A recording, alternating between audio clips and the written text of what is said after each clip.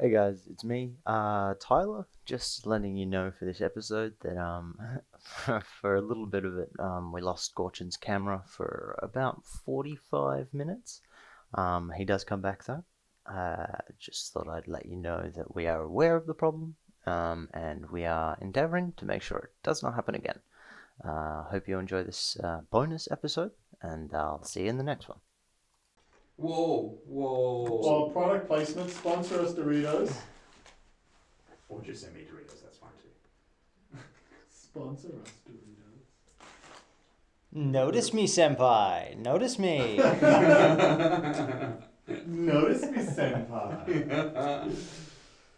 Hang on, we got to get a Mount Franklin. Oh gosh, I'm so thirsty.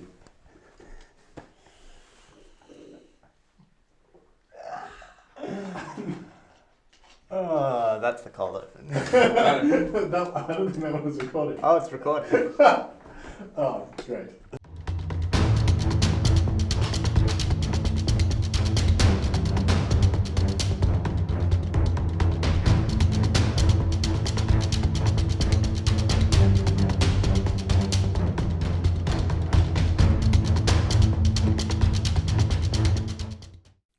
Hello and welcome. Hello, everyone, and welcome back to HMG. We're totally going with that as Yeah, the way. First thing people see. The Just joke can wait. Fade in. Damn the sportscaster. Yeah. Thank you very much, everyone, for joining us. Of course, I am Tyler. I'm Gorcin. And I'm Daniel. And today we actually have a very special episode. I asked the guys if we could get together because we participated in, I think it is the biggest bolt action game Ever, as far as I know. Let's make that claim. Yeah, I'm here for it. There you go. Title of the episode. Biggest bolt action game ever. Yeah. Done. 16,000 Definitely. 16,750 points. Approximately, yes. Approximately. Yeah. Definitely for WA, it's one of the largest ones we've ever run. Nah, claim it. Crazy. Global. Let's go. Yep. Ever. Challenge us. Prove it. Yeah. There you go. Invite us over, you we'll know, come play. Yeah. If you know a bigger one, love to hear about it. Let us know. But did you guys want to do like a normal kind of thing of like hobby updates and all that, or you just want to jump straight in? I can do a hobby. Yeah, update. we can do a bit of a Let's hobby do update. a hobby I reckon. update then. But first, before the main event, let's have a hobby update then. What do we call this? Preliminary bombardment? Preliminary bombard. No, that's what I do. Sit if rep. I We've done something sit else. rep. Sit rep. Sit rep. Yep. Sit rep. Sit So, rep. first up, we will do a quick sit rep before we get to the main episode. One of you guys want to start? Damn. I can lead it off. What you've been working on? Raising children. Oh, you meant hobby-wise. So Is parenting a hobby? no, parenting is definitely a job. No, it's been really good. I want to clarify. I wanted to give you that out. Yes, I am grateful. What have I done hobby-wise? So I have had my Bacchus 6mm order arrive with all of my Ancients? Napoleonics. Oh, Napoleon. Good God. 6mm Napoleonics. That is a lot of miniatures that has come through. Yeah, what did you end up with? Like 2,000? The total count is somewhere between 1,800 to 2,000 miniatures. They're on stands of 4, but it's quite a Stands few. of 4. Yeah, so each stand from Bacchus, you've got 4 individual. Jesus Christ, man. 500 stands. No, it's fine. They're on stands of like 4. That's fine. No, it's fine because they're easier to paint. But because when you Allegedly. get down to when you get down to 6mm, right, it's less about all the fine details to put on everywhere. It's more about impressionism. So there's a certain quality. I mean, the Bacchus miniatures are amazing. I can't overstate that enough. And so there is a certain amount of detail on those that you're able to get to, that you're able to paint and call out. But even then, you're not doing multiple sets of layers on each individual piece. You're sort of Sacrilege. you're sort of base coloring and then a dab of the highlight, and you're pretty much done. Yeah. So Because when contrast paints is like your best friend? Would they even you work? lose the definition. You lose the definition. So Wouldn't even work. So contrast paints you could paint with, but you won't get the same effects because Okay. you don't have the same surface area for it to work over. Right. But so the miniatures are sort of yay big. Yeah. 4 of them in 6 a row. mil. Yep. Is it the same 24 on a as Civil base. War? The Civil War stuff. Smaller. It's No. about half as small. Okay, cool. So Because I was about to say I'm using contrast on them and they look fine, but 6 mil smaller. Yeah. Jesus. So the Civil, I think the epic Civil War is like 13 mil. It's like 12 and a half, 13. That's the Warlord stuff, The by the Warlord way, ones. for everyone playing at home. So 6 mil is 1/300th. Yeah, about 1/300th. Yeah. Yep. So 15 mil is 1/100th. So, wow. Yeah. So, Okay. So So it's a couple of orders of magnitude lower again. Jesus. 0 orders of magnitude. Oh, Damn. apologies. It's still in the hundreds. Yeah. Well, yeah. The people I have to work with. Gorcin's the scientist guy. I'm the in between. What else are you doing? So part of what came with that was actually the Napoleonic rule set Polemos, which is written by one of the guys who went with Bacchus and essentially got it published through them. And so I've been learning how that works. And so, I've got photos that I was sharing out on the group of like, I haven't obviously finished painting the miniatures or put them on the bases yet, but I've got the MDF bases on a 6x4 table just trying to understand how it works. And that took me quite a while because it's one of the types of rule systems where it leaves everything sort of open to interpretation of what you can and can't do. Okay. Yeah. For some reason at 6 mil, my brain went, it's going to be super granular, but that doesn't actually make any sense. No, it's actually quite the opposite. It takes a lot of the granularity out of the rules because what you're trying to do is replicate really big battles. Yeah, So absolutely. you don't want each individual combat to be bogged down for hours or multiple turns even. Yeah. You want to be able to basically just have a die result, get an effect, and move on with the rest of the game. Well, that's good. Yeah, That sounds pretty handy. Yeah, it keeps it quite fast to run through. But there are certainly a few rules that I need to just read over and understand and go, what is that actually? Hang on, what? Because there's a few situations where I was like, surely I should be able to do this. And the rules are like, give me no indication. And I'm like, so do I just do it? Yeah. Well, that's fun. But no, so that's taken up a little bit of time. My American Civil War stuff is getting a bit more paint on it, but I'm also working very, very hard on my Jaguar Sepicat for Wasmex next year. That's taken up a lot of time. Started already? Yep, started already. Yeah, I probably won't be starting my next Wasmex entry until after November Skulls. Yeah. Because I'm going to do my paratroopers for Skulls. This one's 148, so it's also... When is Wasmex? Next Wasmex? Roughly May. Okay, cool. Is usually when they aim for it. Yeah. I have an idea that I actually discussed with Leif. So I'm going to do a Pink Panther again. Take everything I've learnt from this one. Right. And make it like an actual, kind of scale model. Weather it and everything and all of that. And then, sorry, I'm cutting into your thing here. No, it's okay. Let's roll it forward because I've said all I had. Oh, okay. And very then, gracious of you, Dan. I'm going to put it on like an urban space. Maybe make it like it's a resurrected panther. Very cool. Which is what we were talking about. So maybe a futuristic barrel or something like they've kind of retrofitted. Ooh, okay. And then it's going to be bursting out of a wall, and then above the wall it'll say Pink Panther in graffiti. That's what I want to do. Are you going to get like suspended bricks and like dust effects and stuff? Damn it. He wasn't. I will now. Yeah, because I mean, it's not exceptionally difficult to do. You just got to be a little bit clever about it. Because of course, if you have the bricks, and at 148, you have a fair bit of leeway. In terms of brick size, but you suspend them on wires. Leif will be able to tell you all about how to do this because he does it with his lens flares. The principle's the same. And then you just use like stuffing, and you just airbrush the stuffing and stuff. And there you go, done. I'm excited. It should be really good. And I mean, if so, you were done with your what you've done. I am done, sir. Your hobby update. Well, I've been working on my Panther that I'm entering into Iron Signet very soon. 6 days. 6 days, including today, so 5. Yep. And easy. You're almost done, right? I am. So I'm currently just trying not to procrastinate with that. Essentially, super hard, right? Oh, so hard. I think this is something a lot of people don't realize on a project like this, especially if you've got all of your hobby stuff out. It's so much easier, even if you're sitting at a painting table, to just base coat some other stuff. Oh, absolutely. Or work on anything except that. Yeah. I have a... Reading rules. Yeah. My normal bug is building stuff. Yeah. And so whenever I procrastinate, I just build something else instead of painting. Yeah. Which is literally the worst thing you could possibly do. Yeah. I mean, I look at new models that I can buy. Yeah. No, I do that on top. Yeah. Okay. Right. You like building something. Right? You got the. When I'm at my painting table, I'm building something instead of painting the thing I'm supposed to. Yeah. Be Oh yeah. Yeah. No. When I'm not at my hobby desk, my other procrastination is looking at other models to buy. Right. And I get caught out with the whole, I'm just going to put this YouTube video on so I can watch the YouTube video and it'll be good.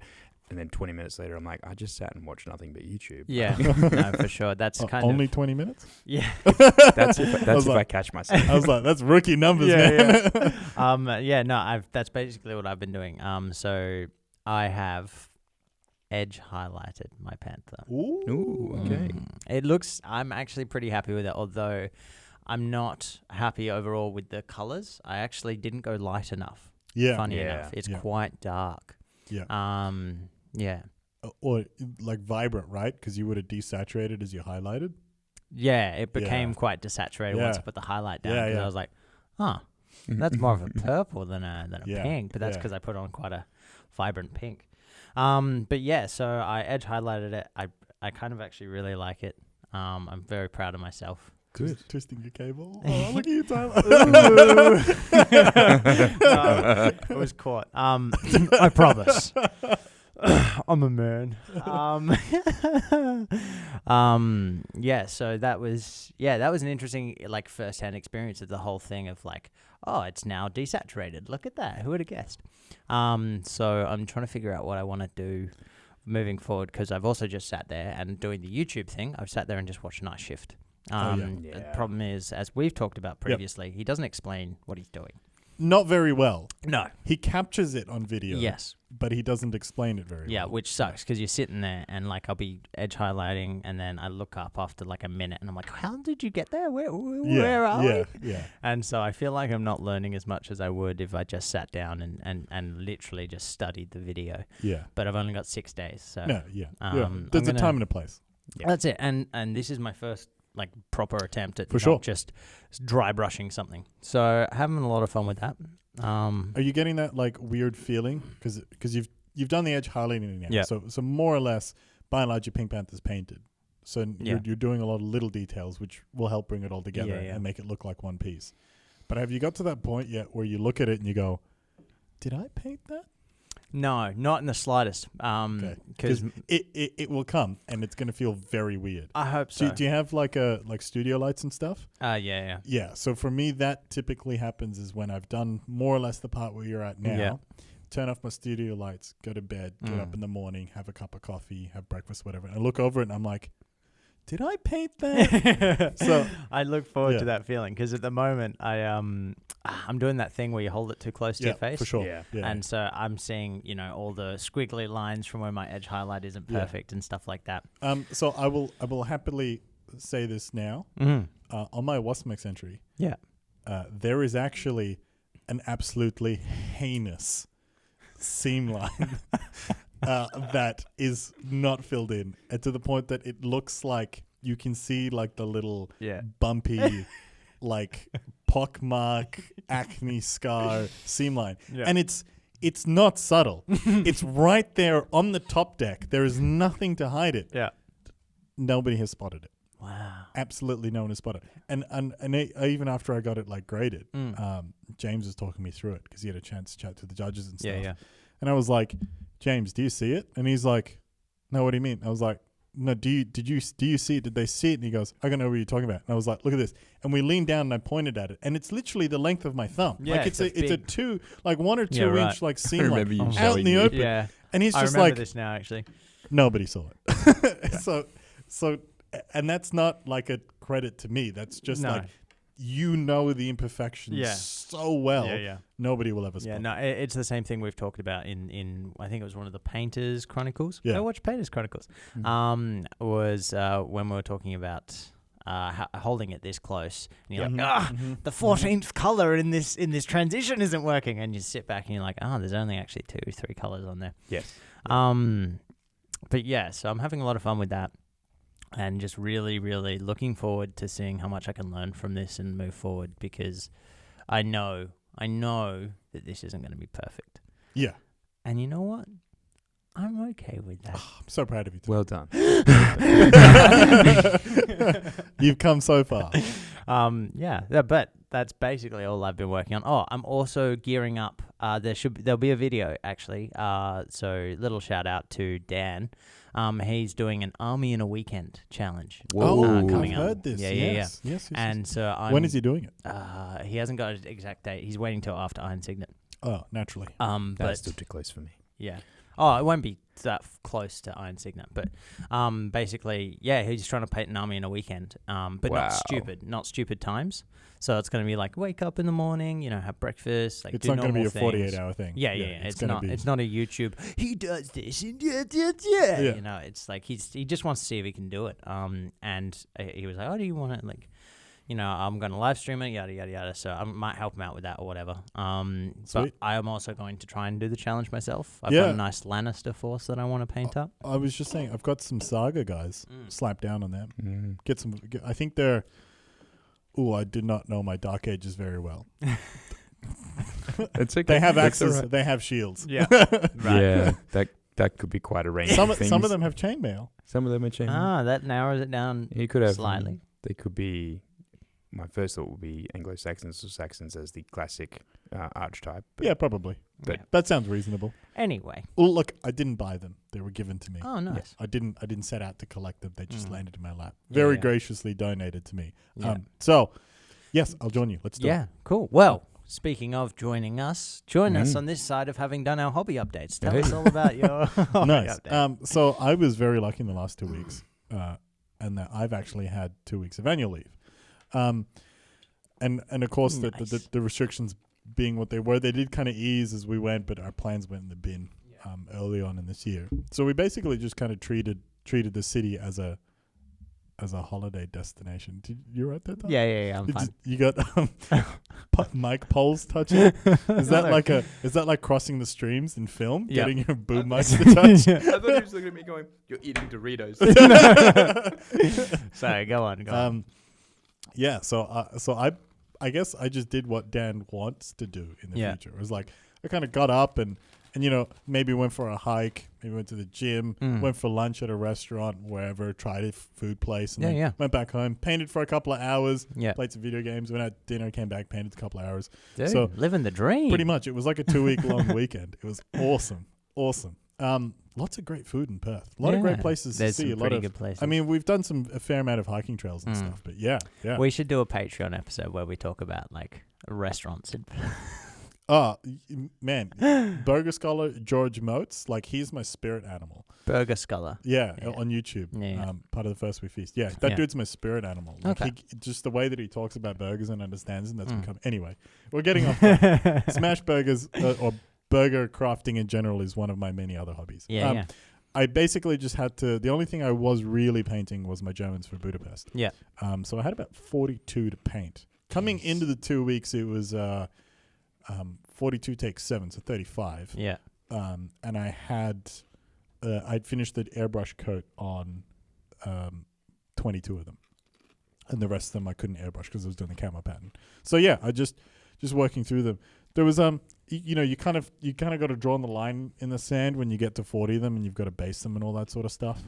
So a lot of them weren't edge highlighted. Oh, shock horror! How dare you? I know, and I think after everything that I've done on my Panther, I know. I think only 12 of them have eyes, and the other 30 don't, which is just absolutely incorrigible. So no one saw it on the day, mate. I did. Every casualty was the guy who didn't have eyes first. I did look at a lot of their eyes as we were shooting them. That was pretty much it. Yeah. And it was really pretty much it. Okay, I'm not gonna let that one frickin' slide, mate. I remember you showing us the helmets you were doing. Like, oh yeah, just whipping these up. Even Nick was sitting there like, what are you doing? You had the chipping going on the helmet. You got the outline on the chips. They look phenomenal. You can't just sit here and be like, oh, it's just... You smashed those out and you brought them to an absolute fantastic level. Thank you. Yeah. I would have liked to take them a little bit further. And I'm going to sit here and lie to everybody and say that I will. Because I think revisiting and trying to perfect projects is the best way to get nowhere. There are a couple of things like you can do, but do them for yourself. Don't do them for others. So my M10, for example, when I completely screwed up the base for Iron Signet 2020, I went back and rebased it. But that was just a couple of hours. Yeah. And that was a practice run for basing my Wasmex entry, because I was going to use the same thing in the photo frame and stuff. That was the main reason I did it, was for that. And so yeah, like, sure, other people will disagree, but if you have the option of touching up a project that you have deemed completed or starting a new one, I will always say start a new one, because your opportunity to try new stuff, you have a blank slate. You can do base coats differently. You can do layering differently. You can try different colors. You can learn all of the other stuff and still go, oh, I want to go back and teach myself how to edge highlight. Yeah. You could, or you could start a new project, practice all of the other stuff that you weren't going to practice in your project, and then also practice your edge highlight. Yeah, so for sure.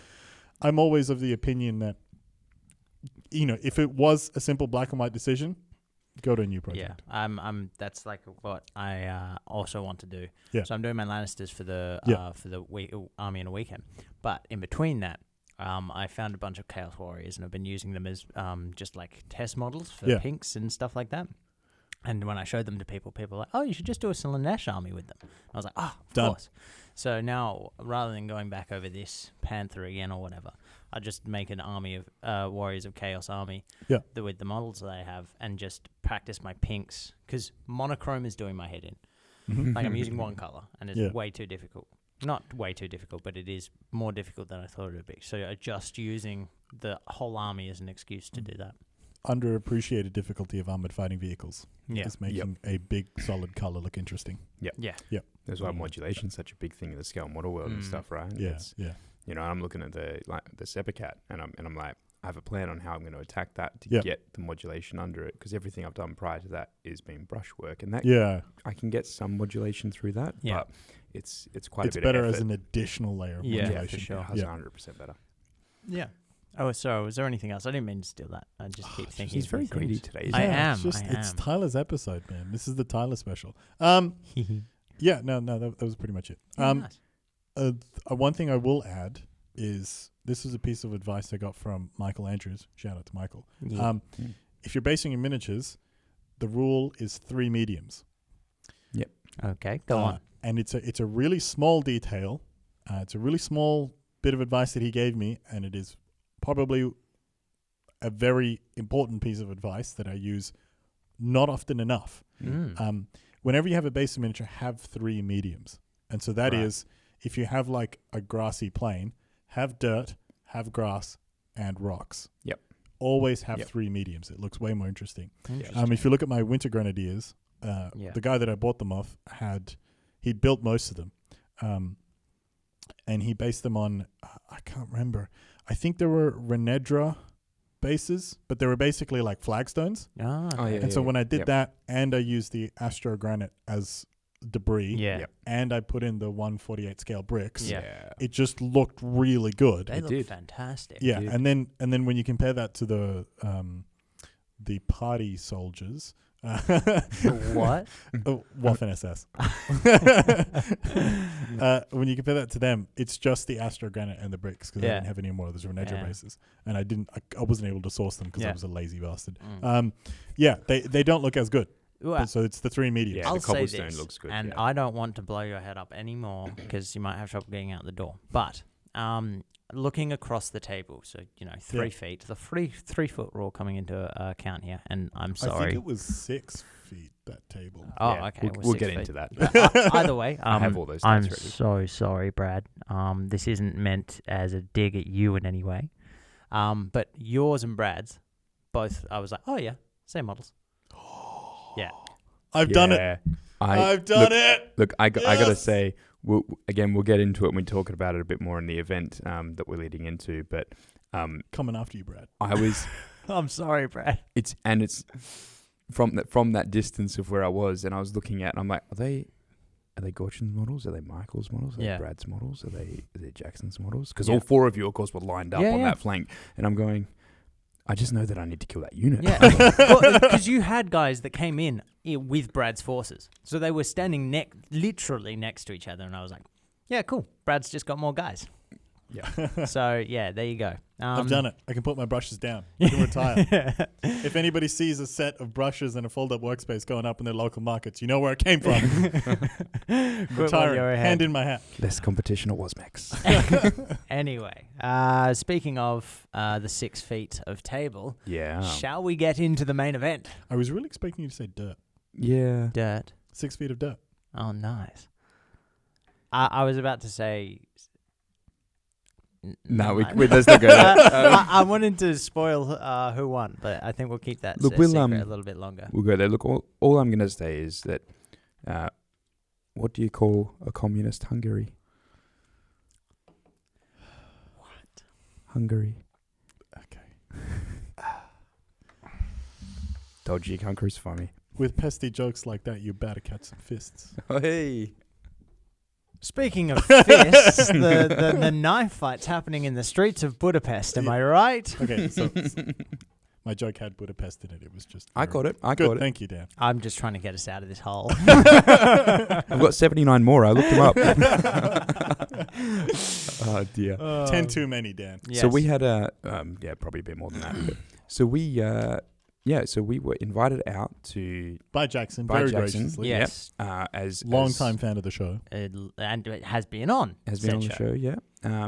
To come and refight the Siege of Budapest. Now, for those of you that aren't necessarily aware, we're not going to get into the history side of that because Jackson Watch the episode talked with about Jackson. that. Watch Jackson's episode. He's done a lot of research into that piece on where it was, and the episode's a really good learn. What we did do from a practical point of view is that, I was an hour late, but we had a 16 by 6 foot table. 16 by 6, yep. It was 4 6x4s. Feet. 16 feet by 6 feet. 6 feet. It was massive. Yeah.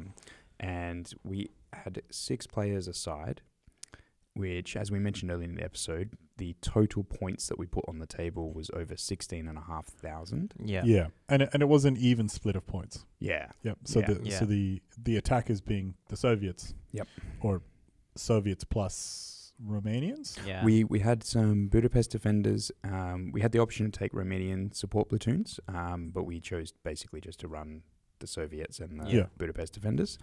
And then, we obviously had the German defenders And Hungarians. with that as well. So the premise of it was basically you had 5 infantry or 5 lower echelon commanders, and they got a platoon each.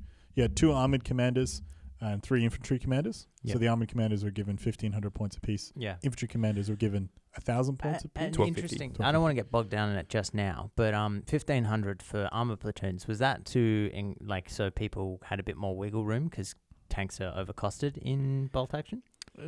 Probably not necessarily for the wiggle room, but when you start putting 5 tanks in a list, it just naturally increases the points. So the intent was to provide flexibility to take what you would like based on historic. So, for example, it was possible, not that it occurred, but it was possible that a King Tiger might have been amongst the Axis defense. Yeah.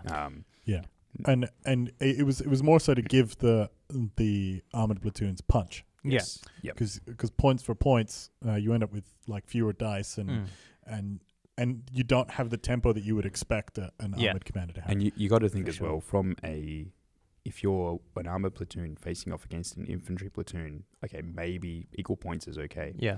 But we were in a situation where one armored platoon, depending on where they were situated, might be facing 2 infantry platoons or 2 sets of combined anti-tank threats. Yeah. So, the little bit of extra bump was quite good. No, that's cool. And then we had a 6th player was the overall commander. Yeah. And they were given 1,600 points to spend however they wanted across as many platoons as they wanted. Yes.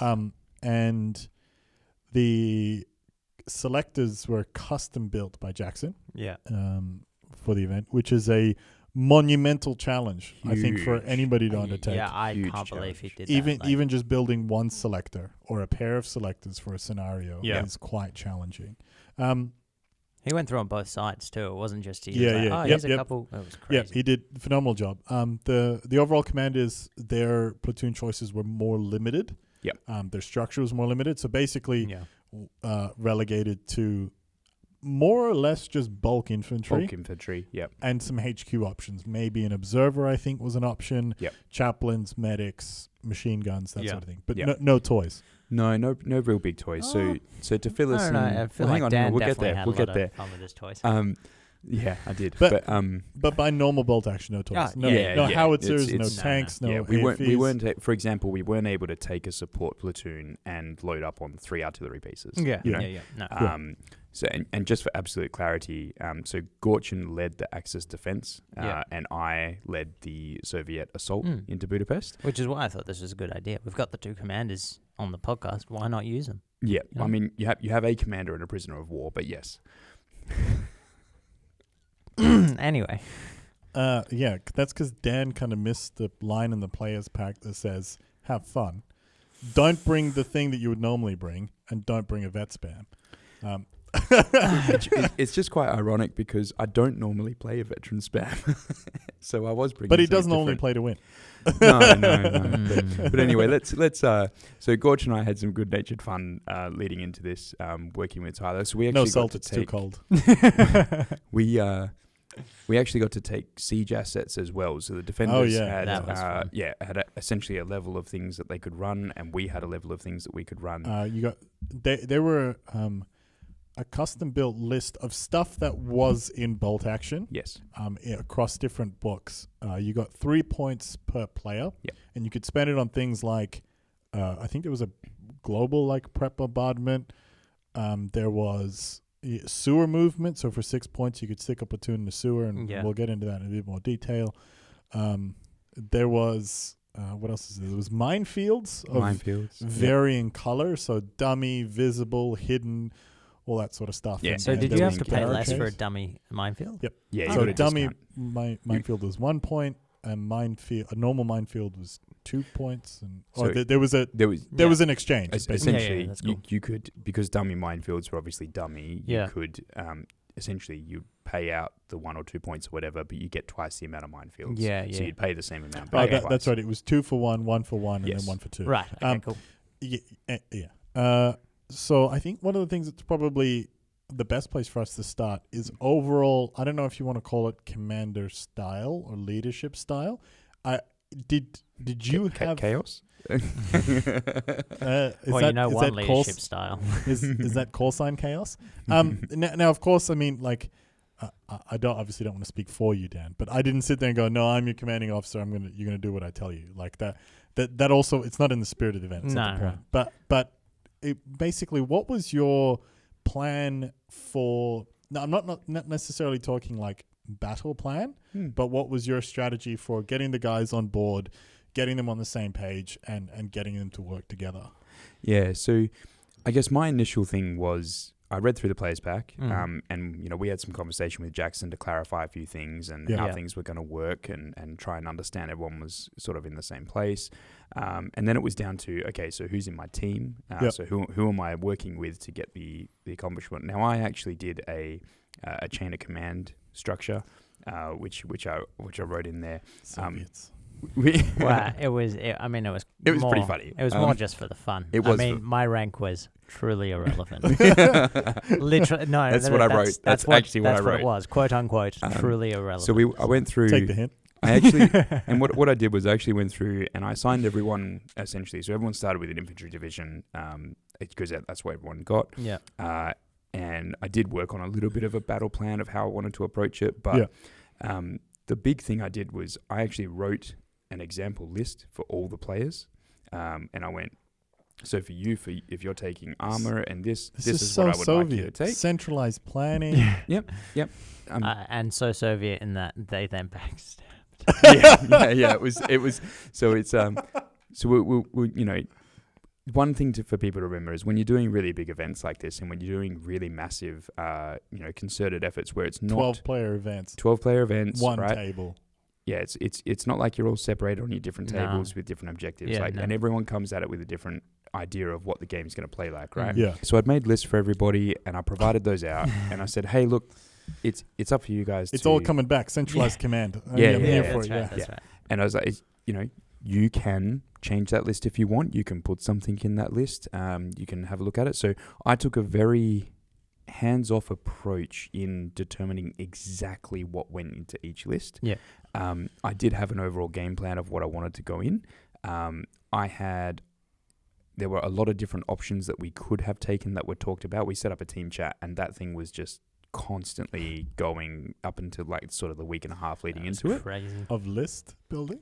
Not just of list okay. building, but also some of the history things, some of the things that were going on that we could shift and alter. And Because the I Axis kept one trying- was like 90% shit talk. It Yeah. was fabulous. We had a little bit of that, but not as much as probably I would have preferred. But then again, but the thing was like, it was very hard to take on board their ideas around strategy or whatever when, we hadn't seen the board, we hadn't seen what the terrain looked like and stuff. And so it was like, well, I'm not going to be able to make that call until we get there. Typical Soviets, always getting caught in the minutia. Not trusting initiative and commanders. Well, what I will say is that when we got... No, let's see how you commanded your side. So I actually took a very loose page out of... I saw you with a clipboard. We'll get to that. It wasn't a clipboard. I'm sorry. It was a moleskin notebook. Thank you. I'm not a cheapskate. That my partner swiped at a conference for free. It was a freebie. They were giving it out. Oh, no. Is that what they tell police? So the 2 pages that I took, one of them was from Jim Mattis. Mm-hmm, mm-hmm. On the Mattis Way of War. It was a book written about his leadership style by somebody who was embedded. Who's Mattis? Mad Dog Mattis. Ah, okay. Call cool. Sign Chaos. Yeah. Come on. And I'm Go just listen to that I'm the episode again. self-insert for the audience. Okay. Yeah. Okay. And then the other one was what I understand the Prussian Officer Academy to be all about and inspiring in the thing. And then so when the players pack came in and we had a group chat, I told the guys, I was like, "You've read the pack, you know your selectors. Bring what you want to bring. All yours, free reign. If I don't. And the part of that for me was the defenders in Budapest did not get to pick. They just dealt with what they were given, what they had at the time. And I was like, yeah, that seems like a fun theme. I looked at the list and like by and large, they were fine. Yes. What was Jacob's list, man? A hot mess. But hey, it worked. Did it? Well, again, we'll get to this. that. Okay. Yeah. But a lot more, like if you looked at it on paper, you'd be like, oh, come on. But Kane played it very well. He did. He did, actually. And this goes back to the thing that we talk about bolt action all the time. It's not one on list building. It's one on the table by a huge majority. Yep.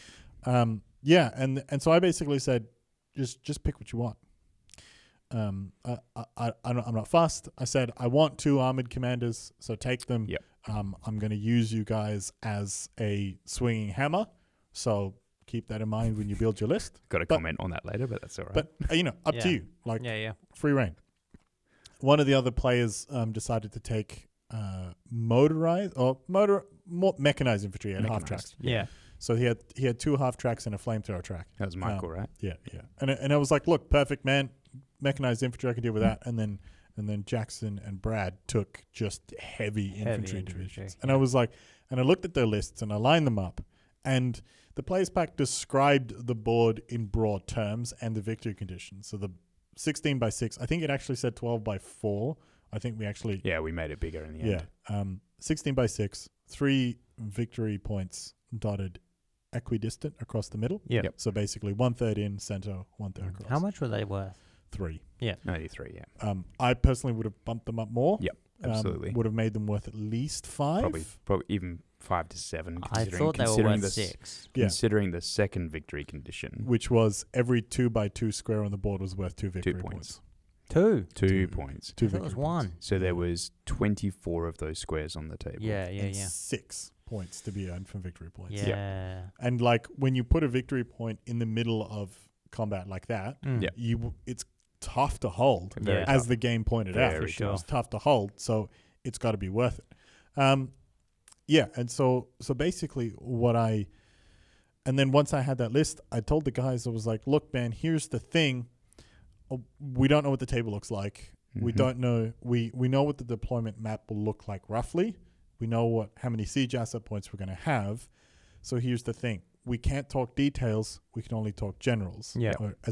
And this is from Mattis' commander's intent, is that I do not care about the details, right? As an overall commander, it's not your job to care about details. You care about 2 levels down, which means I care about the overall battle is the level that I care about, and then the 2 level downs is the platoons, and not individual units. No, I care about sectors. Yes. So platoons and sectors. Yep.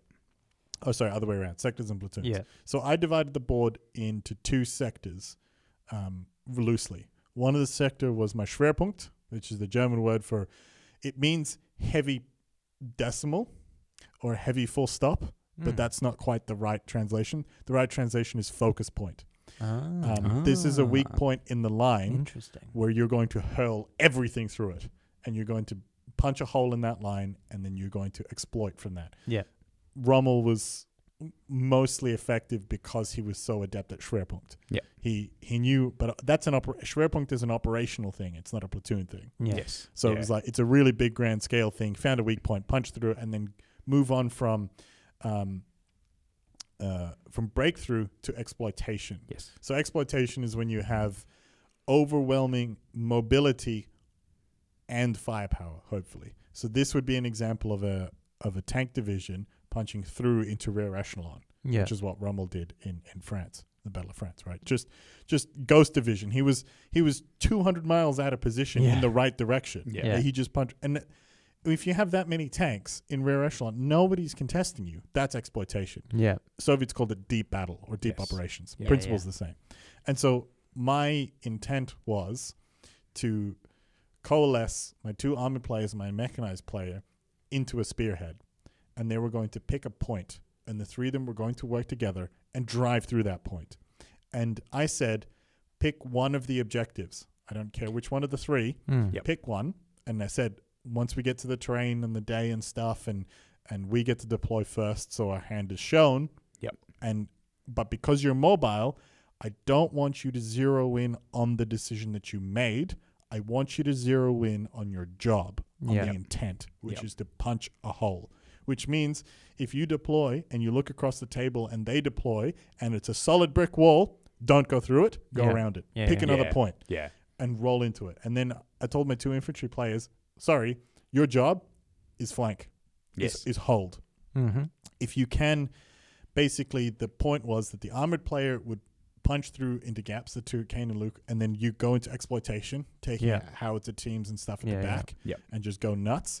The mechanized player was going to fill that gap and hold the ground, and then the 2 infantry players were going to prevent a breakthrough from the other side. Yeah. That was, so the intent that I laid out was like, this is my commander's intent. And I told the guys, I don't care if I say this point and you guys get to the day and you guys decide this point. Perfectly legitimate. As long as all 6 of us know what the intent is, and if we need to shift that gets communicated, we're all set. And so we talked about it a little bit back and forth, and that told us where we were going to put minefields and stuff. Yeah. And that was basically, I guess, the leadership plan was you tell me what you want to bring, we'll work out this plan together, and we'll make sure that everybody agrees on the plan. And like, this was more of a joke than anything else. It says, while we're sitting here and talking about the plan, we're equals. After that, there's a rank structure. So as long as we're sitting down at the planning table, there's no rank, we're all equals. The moment we stand up, shut up and do your job. And listen. I started that conversation the other way around. That was funny.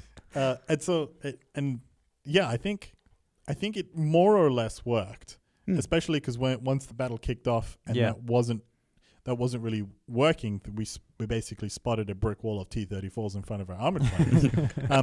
They said, I literally looked at the disposition, looked at the map that we had drawn once we got on the day, and all of us at the same time drew the same hook. Yep. And we said, cool, all right, done, carry on. Yeah. And that was it. That didn't end up working because, it didn't go to that plan because opportunities presented themselves differently, right? And so you take, and that's kind of the Prussian Officer Academy. It was like, no, we know what the intent is. Our intent is 2 out of 3 victory points. Don't give ground. Yep. And if you do that, all other things being equal, if the exploitation works, the edges might buckle, but we should punch through the middle. Yeah. Roughly equal sectors, 2 territories, done. Or 2 victory points. Yeah. Yep. And so that was the overall plan. And I said, look, if you see an opportunity to take a victory objective or ground or to exploit, take it. Yeah. Right? It's not, I'm the infantry commander, I can't take ground. It's like, no, if you have the opportunity, if you've punched a hole, take that ground. So it was very much kind of, this is the intent, use your initiative, see you on the other side. Yeah, nice. So it was quite interesting then. So when I got there, so again, I had things happen in the morning, which meant that I was late. So I was delayed in getting that initial view of the battlefield. So I was very much, when I got there, on the fly of, okay, I've got my unorganized commanders, or now I use that word very loosely because they were organized. They were waiting on me, but but essentially, I've got my people I've got to get sorted and tell where they're going and things like that. And I did a 10-second review of the board, and I looked at the board. I looked at where the Axis armies we hadn't started deploying just yet, but I looked at what side we were on. Yeah, and I made a couple of quick decisions in my head. I went, right, my initial plan of what I wanted to do, considering that we've started to sort battle plans now, it's going to work. That's what I'll do. Yeah. And that was going to be the 2 armored divisions at the time, which whilst they originally comprised of different units when I first theorized them, what they ended up with, I was like, well, you can still do the job. Yeah. So you guys will go on this flank, but I want you in a similar way. I didn't care about the 3 objectives at all on the basis that the victory points weren't worth me to worry about them. They were nice to have as a pickup. Yeah. Bare minimum, I wanted to contest them, to deny, but they weren't actually worth investing resources to hold. And same for us, it was like a landmark. Yes. Right? Yes. So I don't want you to make your breakthrough on one objective. Correct. I want you to make it between 2 objectives. Yes. And then we all agree that those 2 objectives are the important Become ones, the ones and you we chase. leave the other one. Yep. It was more so as landmarks and signposts for my commanders to operate. And the direction of it. And so, we set that up. The center, which was then Dave's force, which Russ covered for us while Dave had an appointment. That was an infantry division supported by one of my support platoons. Yeah. And then on the far right, we then had Tyler's division and Andy Lawson's division, who came and helped us out because Nick wasn't able to play on the day. More or less 3 infantry platoons with some howitzers, and that's pretty much it. Maybe a light tank. The difference is that the way that we had deployed, our infantry, there was 2 platoons were able to basically deploy up to the 9-inch mark. So our infantry basically did all of that on the right flank, which was similar to what you guys did on your left flank. Yeah. And so my logic on that one is, you have wheels, you can start 9 inches further away. Yes. And you guys don't have wheels, get it right up, fix those bayonets. Yeah. And Andy came to me and he's like, what's the plan? And I'm like, you're on that flank. You have an enemy there. You guys, as the infantry divisions, have the most units possible to hold ground. Yeah. I want you to engage, and I want you think of what your best way to approach your half of the board I want you to take is.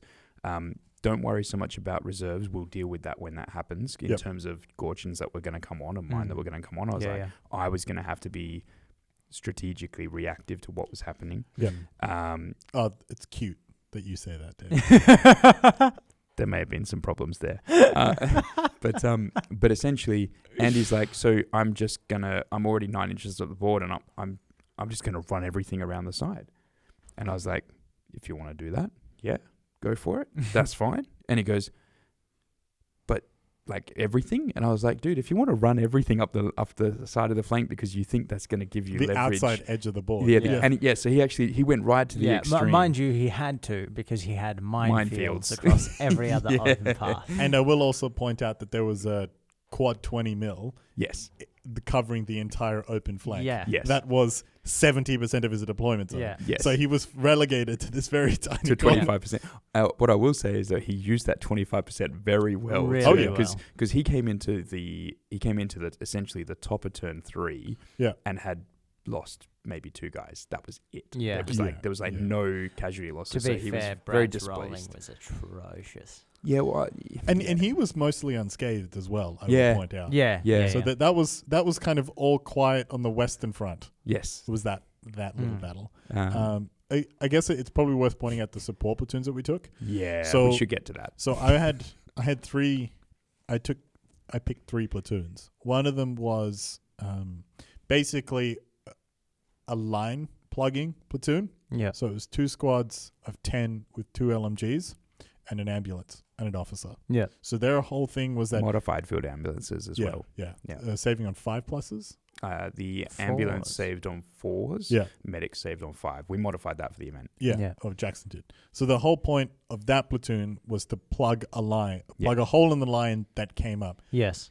Really unlucky heavy howitzer hit, something like that early on in the game, or if there was a couple of little spots, I could divvy out my squads, and just basically 2 because LMGs. they didn't have to deploy in the same place. They could deploy anywhere. They were coming off reserves. I had the whole table edge. Yeah. And I figured I'll give them LMGs so they've got long range punch. Yep. And I'll put 2 of them in one squad, so it doesn't matter.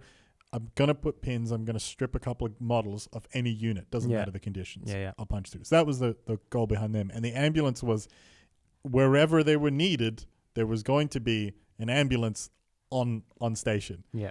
They were incredibly frustrating. I'll just put it out there. Yeah, the single ambulance. One of them was. I was the original plan was that both of my platoons were going to be 1 squad of LMGs, 1 squad of ARs, 2 trucks, and an ambulance.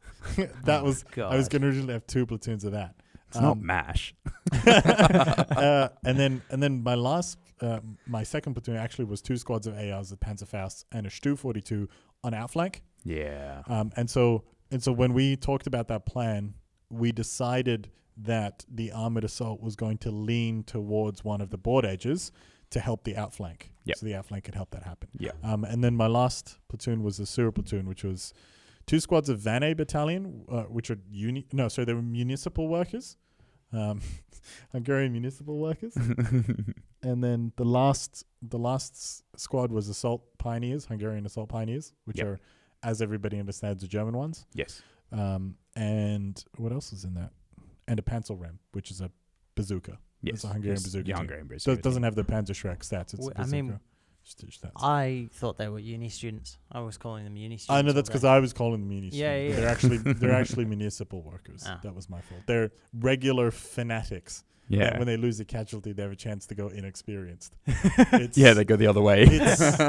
It's wild, man. It was wild. Neither of them downgraded. Neither of them did. No. Yeah. Which much to our chagrin, because there was one sitting in a fountain in a really awkward spot for us. God, Yeah. that was the best. Oh, man, the one I love that you I've poured I think 2 or 3 squads into one that just appeared out of the sewers next to the objective.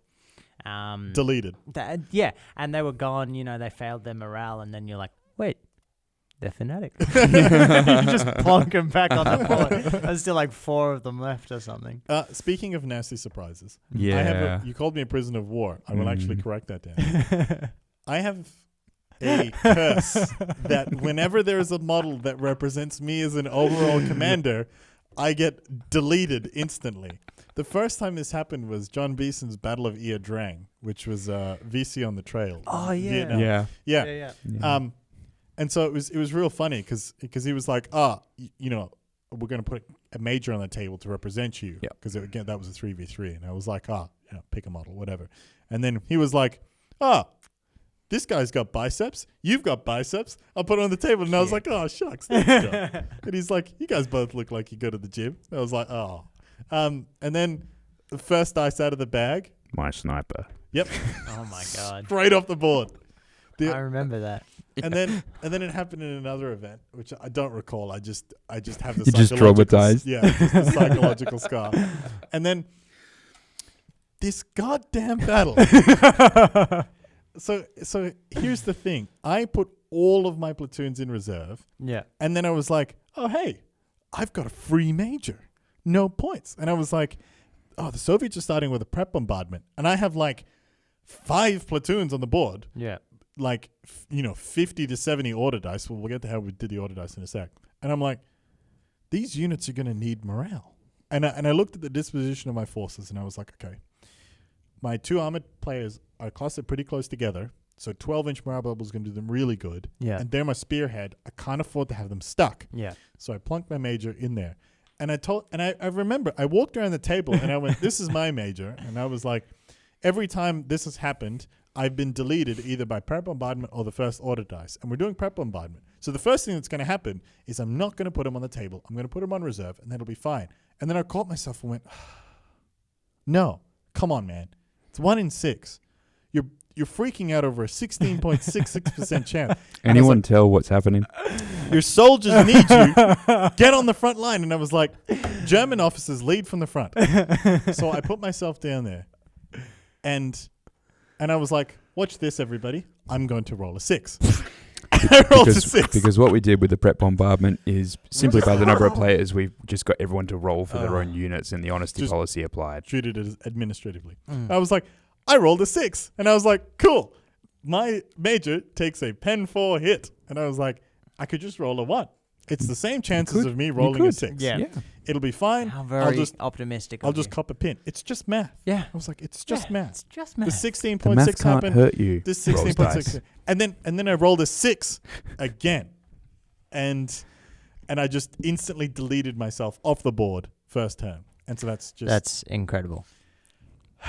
And then just to really add salt to the wound, I'm pretty sure half of those guys failed their first order test as well. Yeah. Yeah, there was a heavy howitzer round that sort of came down and was like, no, you won't. We haven't killed you, but you've taken a lot of pins on top of the prep bombardment. So no, you won't activate this time. Yeah, and we felt that. So how we did the order dice is we used company level order dice. Yep. We've talked about it before. We talked about it at Varsity. Yeah. Just basically real quick, rather than putting all of the dice in the bag, what you do is you find the player on one side who has the largest amount of order dice, and that number goes into the bag. Do the same for the other side. When you pull that side's chit out, everybody gets to activate 1 dice. Yeah. I had a question about this because it's a good system, right? It's a good idea that everyone gets to do. However, what if? So say you have a tank platoon, right? So you've got fewer order dice. Yeah, we've got fewer order dice. On the day, it was if your chit is pulled, you have to activate. Correct. Is that a disadvantage for the like a smaller platoon then? Because you don't get to react. Basically, you don't get to react because you have 5 dice, and that's about it probably. And they get consumed as they come out. And they come out roughly even odds, instead of 3 to 1 or 4 to 1 as they wouldn't normally. Yeah, it is a little bit, but we didn't see that so much. Yeah, because it seems that if I remember correctly, both sides had a 16 count player. 16 order dice count player, and I think all of the tank platoons had at least 10 or 11 dice. Oh, really? Yeah. Or very close to it. Yeah, okay. There is always ambush. Yeah. Don't forget, there is always ambush. But as I chastised my Axis players, somebody in the group chat pointed out that armored or tank platoons can't hold ground. Yeah. And I had to very politely inform them that the Waffenamt did not supply them with an engine to keep them warm, and it didn't supply them with with armor plates to keep them safe. Yeah. It supplied them with an engine to drive forward and a gun to destroy the enemy. So don't hold ground. Take it, damn you. So once we got over that, we were good. Yeah. There was no more miscommunication after that point. Good. I think commander's intent was made very clear. It's funny that because we got there on the day and everything, and Dan's sitting there, getting all a little bit flustered because he came late and all that. And we're setting up, we're deploying, and I'm like, Dan, what do you want me to do? Like, what's the go? What's the plan? And he's like, move forward. I was like, what do you mean? And he's like, just go. Forward. Everything. Just charge. Hoorah. And that's literally every time he said it, I'd just be like, all right, hoorah! And just like charge across the table. And it worked. Like I actually don't think you got halfway across the table. I got halfway across the table. And I started 9 inches from the middle. So you didn't listen to him? No, I moved up as much as I could. But anything that went through the middle got pretty deleted. Yeah. But it did I the was there job. for that. it did the job though. Because they're just regular squads, but I had 5 squads, and then Dan gave me 2 more. So I had 70 infantry without my supports, like just straight up 70 infantry, all with 2 LMGs in the squads. Filthy. So that's 14 LMGs sitting in the middle of the field, and it did the job. Like a good defense, the best defense is a offense. Good offense. It's a good offense. Best defense is good offense. Yeah, that's what I'm trying to say. I felt like Ferdinand Foch the whole game. Yeah. I was like, my right is retreating. Yeah. My center is barely holding. And my left is no man's land. Situation excellent. I attack. Like I made it halfway across the board, right? And most of my units either died or went down around that area. Yeah. But it basically You always denied, had another one. Yeah, but it basically denied the middle, and which meant with the sectors, the way we were playing the sector like two by two, meant everything behind that, barring your magical sewer rats, was safe. Yeah. And so that was I had so much fun. I had the most fun. Very good day. Very stressful. Yeah. But very good. I was chatting to Dan about this earlier. It was like I was absolutely KO'd Saturday night. Oh yeah. Just written off, man. You wouldn't believe it. Nice. I was like, I think I crawled into bed at like 8 o'clock and I was just drooling on my pillow, just out like a light. Some of the guys went out afterwards, and I was sunk a few. Oh my god. Yeah. I don't know how you did that, because I started the day hyped as anything. I'd had a late night the night before, whatever. I was whatever. Drink a lot of coffee. Let's go. Let's keep it going. You and me both. And there was just one moment where I literally just had an overwhelming. It was the moment when Brad was trying to explain the LMG and all his assault rifles and stuff, and I just couldn't get it in my head. I'm like, you just have to. And then finally, you were like, shut up. I was like, okay. He was trying to count the number of dice and the modifiers and tried to explain to you that it was the same, and you kept interrupting. Tyler, stop talking. I was like, my brain was just firing at 1,000 rounds a minute, and then finally after that, 1,000 blanks a minute. Definitely. Click, click, click, click, click, click, click, click, click. And then I just stood there and I took a breath, and then it all just kind of hit me at the same time. I was like, whoa, and that was halfway through the day.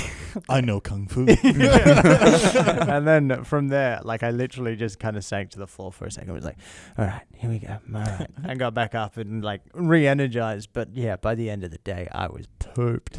I remember that time I walked past you and like, I think it was like turn 4 or 5 at this point, and you just like 1,000 yards there, and I was like, Tyler, you right? And he was like, no, I'm actually not. I'm so tired. Oh, we got through 5 turns. We managed to get through 5 turns. And company level order dice, people. Company level big order narrative dice. events, absolutely mandatory. And a chess clock. Yes, actually. Yeah, chess very clocks. good point. Yeah. And we timed didn't. rounds. Yeah, by the end of the activations. Yeah, by the end of turn 5, by the end of turn 4, or even the start of turn 4, we'd stopped kind of using it as much. But because we'd set the tempo in turn 1, 2, and 3, people were already firing at that level. Yeah. I reckon that's another reason why I was exhausted. It was like, okay, I've got 2.5 minutes to use this dice however I'm going to use it. And so you do it. Oh, it was crazy. And I'm sure everybody knows this, but no activation took 2.5 minutes or less. Everyone took longer. But the point was you were trying to get it done in 2.5 minutes. And it made all the difference. Basically, all the activation dice were used in the 2.5 minutes, but they weren't resolved in the 2.5 minutes. But it's actually getting them to make the decision of what to do. Yeah. Like I even found with some of mine, I was like, if I was really like playing this from a super gaming point of view, I might find a better or more optimized use for this action. But you know what? I just need to get it down. Yeah. And Dimitri in the city of Budapest didn't get that time. No, he had to make that decision. Yeah. Yeah, no, that was fantastic. It was so much fun. Yeah. So we've danced around to the sewer thing. We have. Yes. And I think we Couple delayed points, long enough, and I should come clean. Now that you've rejoined us. Yeah. Yes. So the sewer mechanic, I think it is in one of the books, one of the theatre books. I don't know exactly how it works in the theatre book, but how it worked in this event was you paid 6 points per side. Yeah. So that's a third of your whole siege asset points. Yeah. And you got to deploy one and only one platoon. So you couldn't spend 12 or 18 points to a platoon. Oh my god. You could 3 sewer platoons. only one platoon. I mean, and so the astute of us have already discovered the exploitable part of that limitation. And basically the way that it worked is you got to deploy at turn 3 or later, like super outflank. You got to deploy 6 inches away from an enemy. Yeah. And then assign an advance order or fire. you could do you could sit in place and give a fire order or an ambush order. Oh, you could You do a could- fire You could do an ambush. Yeah. Spicy. But you normally wouldn't have bothered Yeah. because you're already ambushing, right? Yeah. So, so generally it was an advance or a run order, but you were not allowed to engage within combat, Yeah. which that was probably good too. But I would argue, Yeah. we're about to get into it, right? So, But basically what it meant was that you could put a unit 1 inch away from any other enemy unit Yeah. because you got to move. 1 inch. because Well, you start that's 6 right, 'cause you inches can move. out Yeah, and yeah. You you're move. 6 inches in, so you have a 1 inch teleport. So within the Soviets and the sewer It's platoons that we nothing took, personal. he's not sour. Nothing No, personnel. it's kid. legitimate. It was in the rules. It was Yeah. legitimate. Yeah, he just will never play me again. But No, I will just make sure that have a third person arbitrate our lists. every game, every time, every round. I think also there, Gorcin was trying to give us the meme, nothing personnel, kid, teleports behind you. Kind Yes. of. Yeah. Okay, cool. I was actually just going to leave that on the table and trust our viewers to pick that up. Yeah. I was just worried Dan didn't pick it up. That's all. No, he didn't. I was That's just fine. convenient I was ignoring going to it. cut this. And so when I looked at the sewer platoons, I went, that's disgusting. I'm only going to spend 600 points on it. Whereas I looked at the sewer platoons and what Jackson had set up, where he had specifically said, it'd be historically accurate if you were coming out of the sewer platoons because that's what they did and how they leveraged and broke part of the siege. Okay. So, yep, cool. But then he'd also put this part where he says, it really should in your force be majority SMG squads or storm assault squads. And that makes sense. If And I that was a makes Soviet commander Yep. and I was going to get some guys who are in sewer platoons Give them close combat weapons. every day of the week. Everyone gets PPSHs. Yep. Let's go. Yep. And a bit of vodka on the side. Just a bit. For the Molotov cocktails. For the Molotovs, Yeah, yes. Not for yeah, drinking. yeah, Not yeah. for drinking. That So one didn't low. go off. It smashed real good, but nothing came out. So anyway. Aim was a bit funky. Yeah. Or was it? But anyway, so my support platoon structure. So I'll start with the nice one first of all. So the nice one was 2 small platoons of Budapest volunteer squads. So there were 2 10-man squads, light machine guns, bare bones, essentially nothing on them. I think the NCOs had 1 submachine gun each. Cute. Yep. And the junior officer that goes with them. So there was 2 of those. Yeah. The Budapest volunteer squads, because they essentially are from Budapest, they were allowed to forward deploy. Yeah. So they forward deployed essentially on 2 of the objectives. Yes. So I put 20 troops on the objectives to begin at the start of the game. 20 troops on 2 separate objectives. Yes. Yep. Yes. So 40 troops total. Oh, yeah. Yeah. Because I had 20 of them. Yeah. They were mine clearers. Yeah, and you might all be going crazy about that, but I literally ran one of the squads into a minefield to find out if it was a dummy. It wasn't. It was. But I didn't take that much damage, so it was okay. No, but that squad disappeared pretty quickly. Yeah, they did. Yeah, they didn't hang around.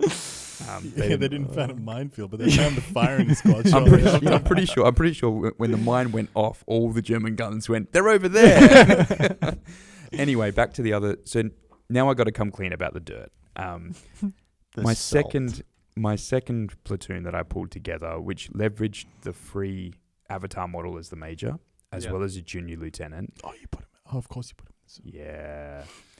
Had a Villainous scum. had a flamethrower team as a separate independent team. Oh, sorry. Yeah, mine was in the assault and engineer squad in the sewer. Yeah. Yes. Yep. Yeah. Fair. Yep.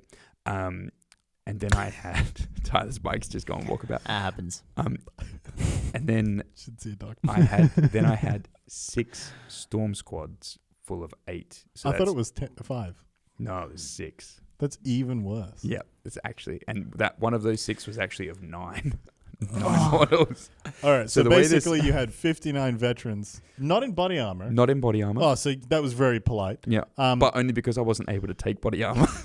all of them with SMGs. All with SMGs. And from turn 3 onwards, after a successful morale check, appear 1-inch deployment, instant kills. The irony is, and like, not to throw too much shade your way, Dan, No, but we okay. had extensive talks in the group chats. Oh, yeah. About, taking Cheese. fun lists. It was fun. And I specifically remember. You got to remember, I'm a TO. I don't get to play games anymore that often, all right? I don't think the problem is you being a TO, Dan. and so we actually had several conversations and several reminders, like, don't take cheesy competitive bullshit, even though the selectors allow it. Don't abuse the selectors. Go thematic. Take something you wouldn't normally take. Yeah. That sort of stuff. Which I think the guys you got for the sewer stuff were perfect. I think. Gorcin stuff was on point. Yeah. It's a little bit of teeth. Yeah. Assault pioneers, veterans, Yep. flamethrower, a bazooka team where I can put it. Like, that's a bit scary. And then 2 squads of 10 that can downgrade to inexperience. Like Municipal workers. Love it. Look, that part was your choice. And it was fun. Oh, it was was awesome. so good. Them coming out of the They were fountain, still effective. freaking phenomenal. Yeah, and Loved it. coming out of the fountain, it's like we could not shift them. All right, like they won you that whole section basically by denying us. Yeah. It should have been 2. I just eyeballed it. I wrong. know, Oh. you were Off so by, like, you were so 1 close. inch. And what would have been funny, right, is on that off by 1 inch. Was that the one that no one was actually contesting Yeah. anyway? So you would have claimed He it. would have had it. Yeah. And talk to me about cheese. No, look, it's fine. So I took something which Rich coming from you, dude. yeah, no. When I saw it on paper, I actually wrote Jackson a note. I'm like, you understand what you're doing this, right? Like, you understand that if you do not change this player's pack, and if you do not change the rules of how this is working, I can do this, like, without any janking of the rules or anything. Like, I can just do this. And he was like, yeah, kind of. Yeah, I suppose you could. And I was like, and you're okay with that?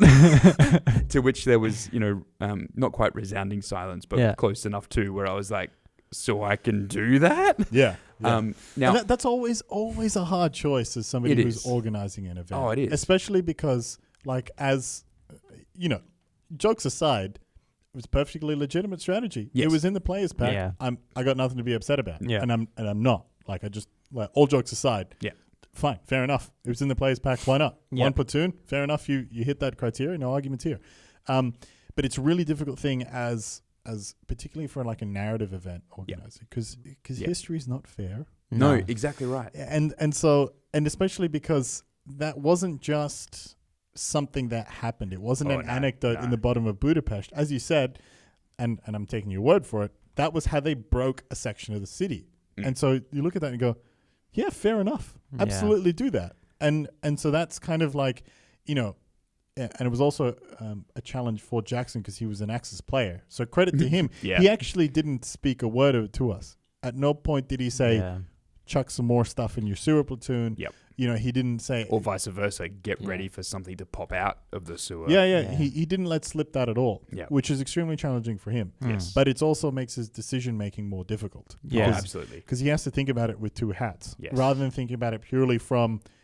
And there is something to be said for history, narrative, and theme. Yeah. And a lot of people bundle all of that up when it's not quite right. It doesn't always go that way. So, like, history, it's not even points. You're not picking fair fights, 100%.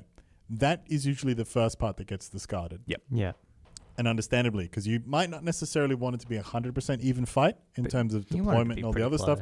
But you want there to be 60-40 at most. Yes. Is kind of, when you get onto the table, 60-40 is kind of the biggest swing most plays will accept. And it's a gut feel 60-40. It's not a mathematical 60-40. Yes, absolutely. Yeah. Even if you're starting with less points, it's a 60-40 chance of, like, maybe you've got a better defensive position. Yeah. And completely driven by whatever your objective is to win, right? So sometimes winning is actually just simply surviving. So your 60% chance is like, well, I physically have more men than they have bullets. Yeah. And then theme is of course, like, absolutely right. Guys coming out of the sewers to break the back of the defense, 100% in theme. Yep. And then, of course, narrative is a story that you're telling, which is, in our case, the Defense of Budapest. Yep. In amongst all that, what people don't realize is that fun is a completely separate element to all of those ones. Correct. Now, we were all mega chill players, and we all had a great time. Yeah. But if you got the wrong people, Oh yeah, no, it would have been horrible. it would have been a shit show. Yep. Yeah. And so really what I'm trying to say here is credit to all of the people on the day Yeah, for sure. taking what was perfectly legitimate cheese.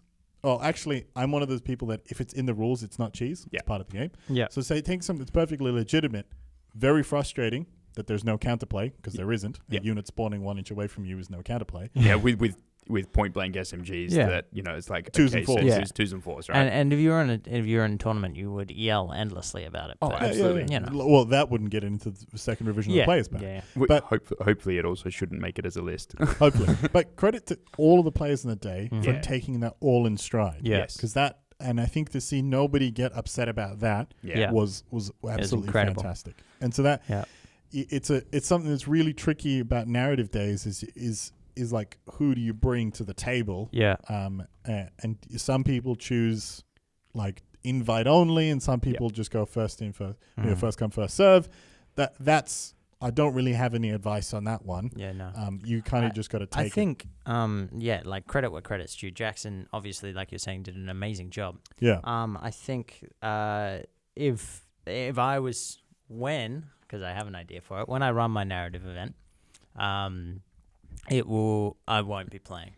Just because I cannot imagine putting that much stress on myself, like beforehand, trying to like accommodate lists and not give things away, and then also on the day to sit there and answer questions and not arbitrate for one side or another too much. Yeah. Like, hats off to him. Yeah. Hats off. And it's why when I do my TO stuff, I try really hard not to be the ringer or Yeah. playing with Yeah. it, because there's just, in order to deliver it at its most, not to say that Jackson wasn't successful, because he absolutely was, 100%. No argument but to here. do it at its most successful and streamlined approach, Yeah. you have to do one or the other. Jackson got to have his cake and eat it too, and I a mean, big cake. it emotionally and probably physically destroyed him, I think. Yeah. But and also, he got it. one of the things that helped is that you had a TO there. Yeah. So if you had a non-event rules query, it didn't have to go to him. No. And of course, having experienced players always helps, but not necessary. No. And I found a lot of the times if I had a problem, it was me talking. I mean, I was facing Jackson most of the day, but even Mike as well. It would Mike just be Andrews. like, how does that work? I don't know. Oh, He's that's on how it point. works. Okay, cool. And we just like play on like super gentlemanly, and I think that comes back down to player selection. Like everyone was having a great time, I think. Yeah, and the other way you can mitigate that is like briefing. Is letting people know this is not a competitive event. And if you are an arbitrator, you can be a lot ruder than if you were being an opponent. Be like, no, you've brought the wrong list. This is the wrong mentality. Yeah. Check yourself, right? If you're a player, it's really difficult to do that. Yeah. Your biggest challenge is actually perspective. Now, nobody thinks this. I think Jackson did a fantastic job and he did a very fair job, but it's very difficult to maintain a perspective of objectivity if you are a player on one of the sides. And that's the main thing, is that persona, is that perspective of other people looking at you going, no, you don't care about anything else except running this event. You don't care about who's winning, who's losing, all the other sort of stuff. You just make sure that everybody's on board, having a good time, and keeping the day flowing. Yeah, for sure. Yeah. So do we want to summarize a little bit kind of the events of that? You know, not super dense, but not super loose. Short. Yeah. So turn one, or pre-turn one, I got deleted off the board. So that meant for... Best 5 never not be points funny. ever.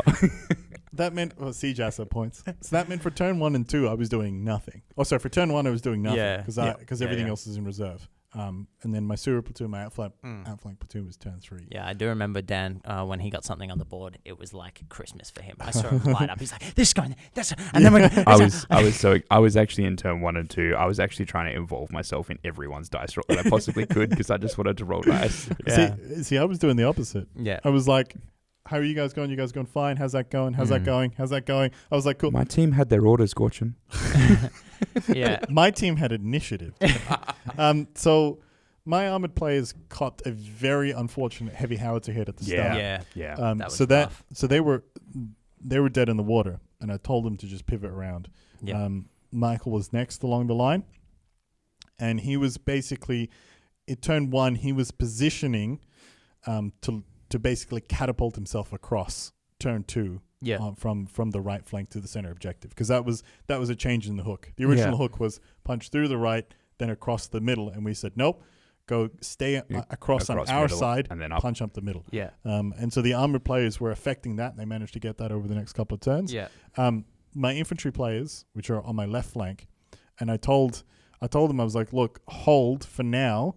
Take a little bit of ground, but don't give ground. The main thing is don't give ground. Yeah. So turn 1 was a little bit of maneuvering around Brad and Andy and some lucky and unlucky pot shots. Nothing really happened as far as I remember. And I think Jackson rolled forward into you. Yeah. Took out one of the Budapest squads after they walked into the minefield. Yeah. And you guys were playing. You guys were kind of playing shots across the line over that objective. I think you also took out my sniper as well. Cheeky bugger. Yeah. How do you do that? Rolled a 6 with a mortar. Oh. Yeah, we landed at turn 1 mortar on him. Yep. And then his mortar, I'll spoiler alert, proceeded to hit my tank, which I didn't move for the entire game. Didn't score it once. The dice got down to a 3. Oh, no. And then he hit it and then rolled a 1 for damage. Nothing happened. Oh, no. Yep. Poor mortar. It did one good thing at the beginning and that then was just... it.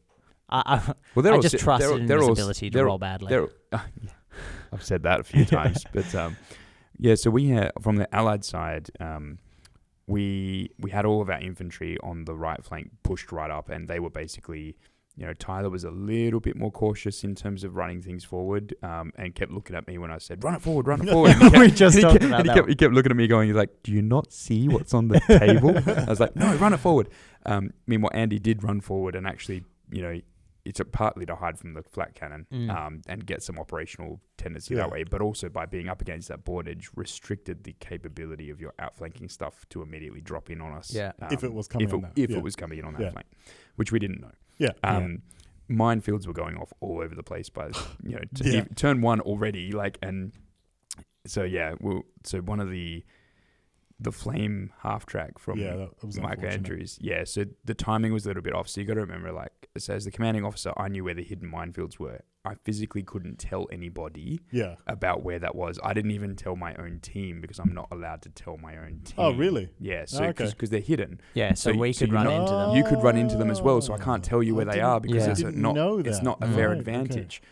So I actually didn't tell them until turn 2 once they started getting into it. And I went, if I don't tell them now, I'm going to have the same problem I had in turn 1 where we had to retcon back and then that destroyed the half track. That might have been at the top of turn 3 by the time we realized that flame track drove through the minefield. Which was which was a massive thing, right? It was massive because that flame truck was coming straight for the center objective and was about to wipe the floor with me. Yeah, and there's a good chance it would have taken out about 4 or 5 units. Quite easily. Because there was 3 of them in a building. And it was like, do I rush forward and take out the one squad of riflemen on the objective, or do I just torch the whole building? And it's a multi-flamethrower vehicle anyway, right? So I think you can only fire one flamethrower. Yeah, but what I meant is you could have positioned or angled however you wanted. Yeah, you could have shot from any side. And so that's one of those calls that there was no way Jackson could have made and looked fair. No, exactly. Yeah. Right? Which is why when I jumped in, I went, I'm sorry, we have to play it this way. And I mean, there's no point discussing because there's no right way, right? So it's turn 3 and you had something that happened in turn 1 massively affects the game. Yes. Because the one person who knew where the minefields were, because of course you couldn't tell Jackson because he was a player. Yep. One person knew where the minefields were. Just missed the movement. I was waiting for it because I was watching on it. You had 16 feet of table to look after. It's perfectly legitimate that you missed it. Yeah. And so that one is one of those calls where having a third-party arbitrator makes all the difference. Yeah. Because then he could have known exactly where the minefields were, and he could be like, "That's right. You just walked through." But even if it was still missed, you have somebody who's independent, completely impartial. So if he made the call that Dan made, which we all ended up agreeing with, because I think ultimately the half track drove through the minefield, or the arbitrator made the other call, at the end of the day, no player could go, that was a biased call. Yeah. Because he went, you're impartial, you don't care. Yeah. And even if the arbitrator went 4, 5, 6, we do the minefield, 1, 2, 3 doesn't do the minefield. Yeah. Even then you just got cool. And And it's much easier pill to swallow because everybody knows that the arbitrator is not on a side. Yeah. And again, by no stretch of the imagination do I think Jackson was unfair. No. But there's no way he could have made that call and looked fair, regardless of the what perception. Sure. The perception was never going to be sold that way. Yeah. But So, turn 2.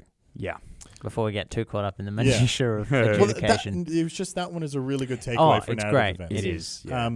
So that one, turn 2, I got my support platoon on. Mm-hmm. So what I did was I plugged a gap in Brad's back line with an LMG squad, and there was a really soft border between Michael's swing to the center with his mechanized infantry and Jackson's push forward to the next objective. There was a bit of a corridor there, and it wasn't too big, but it was a nice firing lane straight down onto the objective that you had an infantry squad on. I was like, cool, man, I'll park a double LMG squad there. I'll roll up and I'll just keep spraying you. Yeah. It doesn't need to do anything, apply pins. And if it gets to the point where it threatens the objective, perfect. Yeah. That was it. And I checked my ambulance right in the middle of Jackson's 50 or 60 man platoon. That Hilarious. part sucked. You know, the funny thing is, though, is he forgot about it when I was shooting at him. So and it's kind of unfortunate because he remembered, and the squad that he remembered on saved all the guys, but he'd forgotten the turn before or something. It's and again, you would get the arbitrator for that one and be like, same thing about the minefield, right? The truck ran through it last turn. This was here. I forgot about it last turn. Yeah, surely I should get the saves, or surely I should roll, or do I not, or do we move on? The important thing is you be consistent. Yes. If you decided to retcon, you have to retcon. Absolutely. You have to be consistent. Yep. Yeah. Yep. Absolutely. Sorry, I think so. Turn 2 for us. Now remembering we're trying to encapsulate what happened in a 16 feet battle zone into 30-second increments.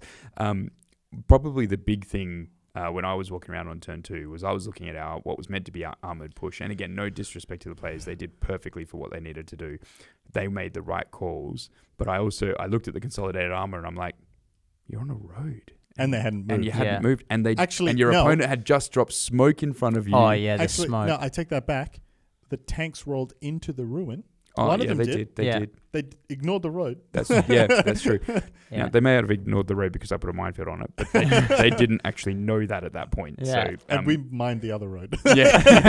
Which everybody knew about. So it's a little bit of shenanigans. But either way, I'm sitting here going... How could I forget about the smoke? Yes. Yeah, the smoke. Turn 1 Yeah. drops smoke in front of the armor. I owe watched Kane him an do apology because on turn 1, I'm like, who used smoke? And he puts his hand up like, what a goob. And that smoke saved him so many times. Well, and he ended up dropping. So not only did he drop smoke the first time on a 6, he then when the smoke drifted, he was still ranged in for turn 2. Oh, yeah. So he dropped another one in Topped the it same up. place on 2+. It was... And then they didn't drift. They stuck there with ours. So he just went, okay, well, I'll just target a new point within 6 inches. And he rolled a 6 again and landed a third one. So we had this.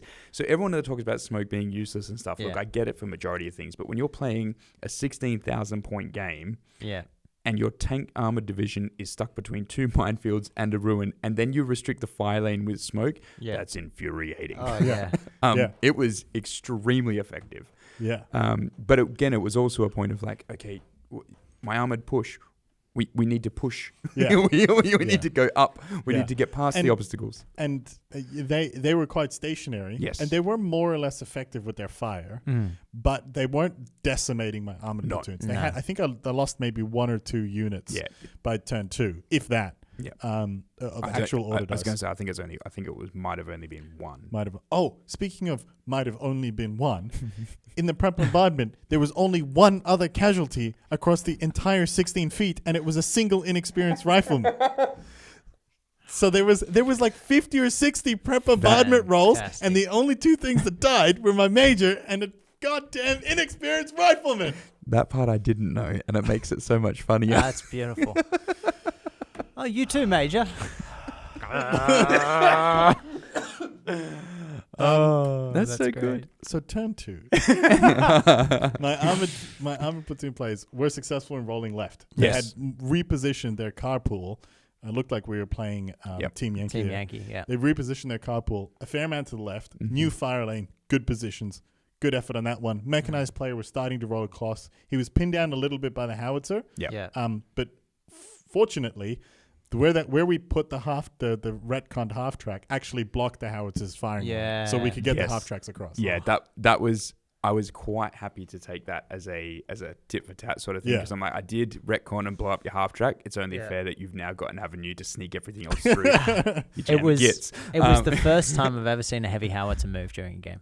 Yes. He literally had to, because there was nothing for him to shoot at. Yeah. So he literally took the two turns to tow it up and move it. Yeah. And then as soon as he moved it, undo it, he's like, I'm going to shoot. And we all suddenly had the moment of someone on the other side brought it up. It's like, I'm pretty sure I can't do that. And I went, no, I'm pretty sure I can't either. So I went and looked at the book. It's like, definitely can't. You need to run order. It's like, you're going to have to wait the full 2 turns. And then when it finally did shoot, it missed. Yep. He never got to shoot it again. Also, the Budapest volunteer squad that was sitting in that front rubble ruin.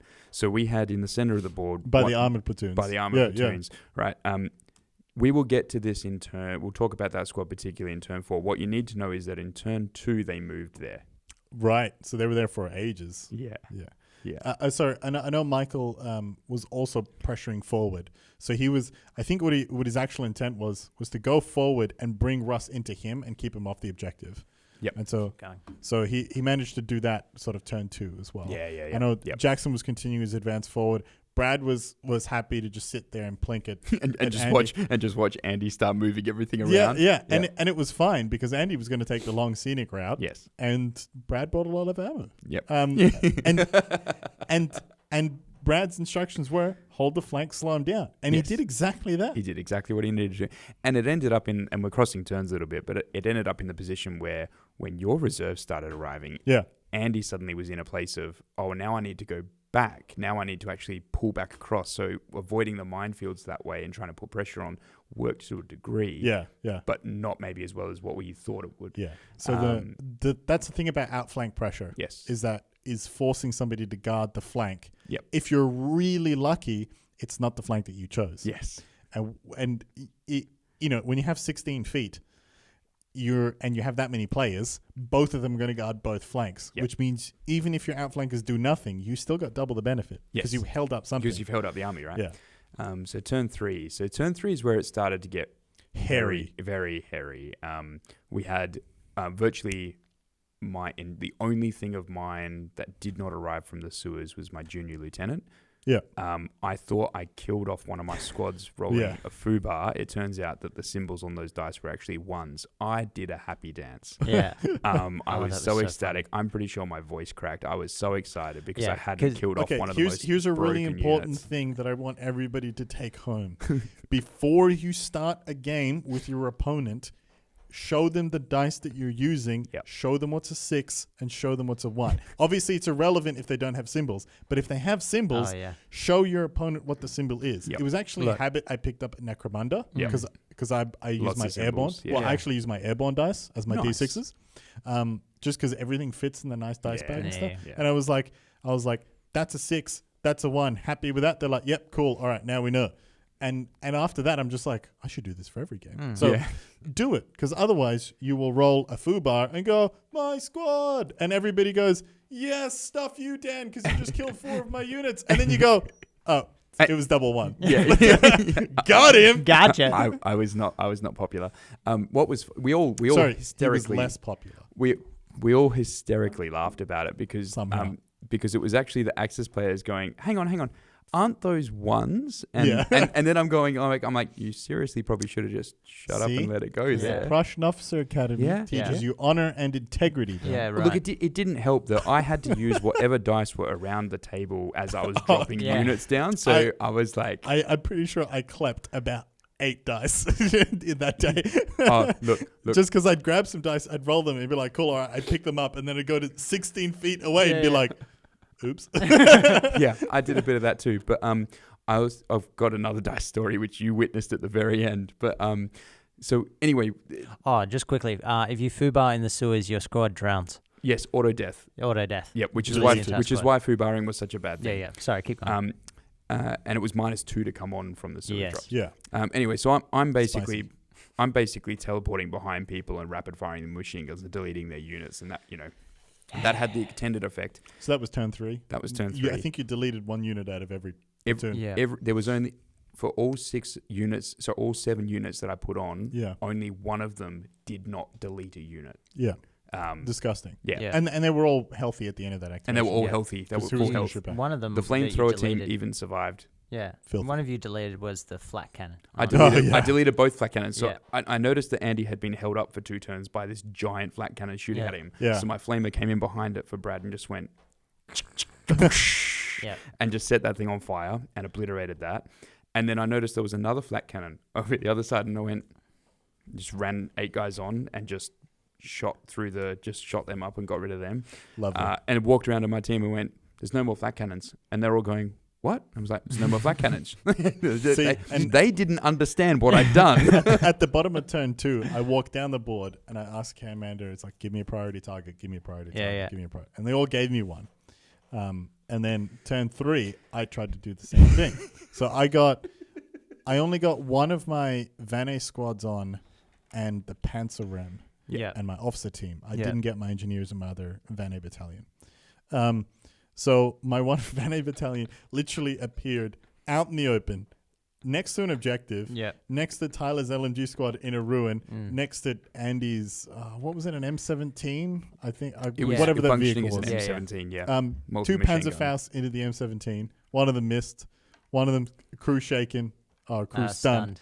And I got the turret jam. So it's just pointing its like 15 machine gun turret at the guys that just came out. And I was like, nice. Good effects on target. Well, that worked out brilliantly. and then all of their rifle and SMG shots went into the down squad that was on the objective, and I think I killed a couple. Yeah.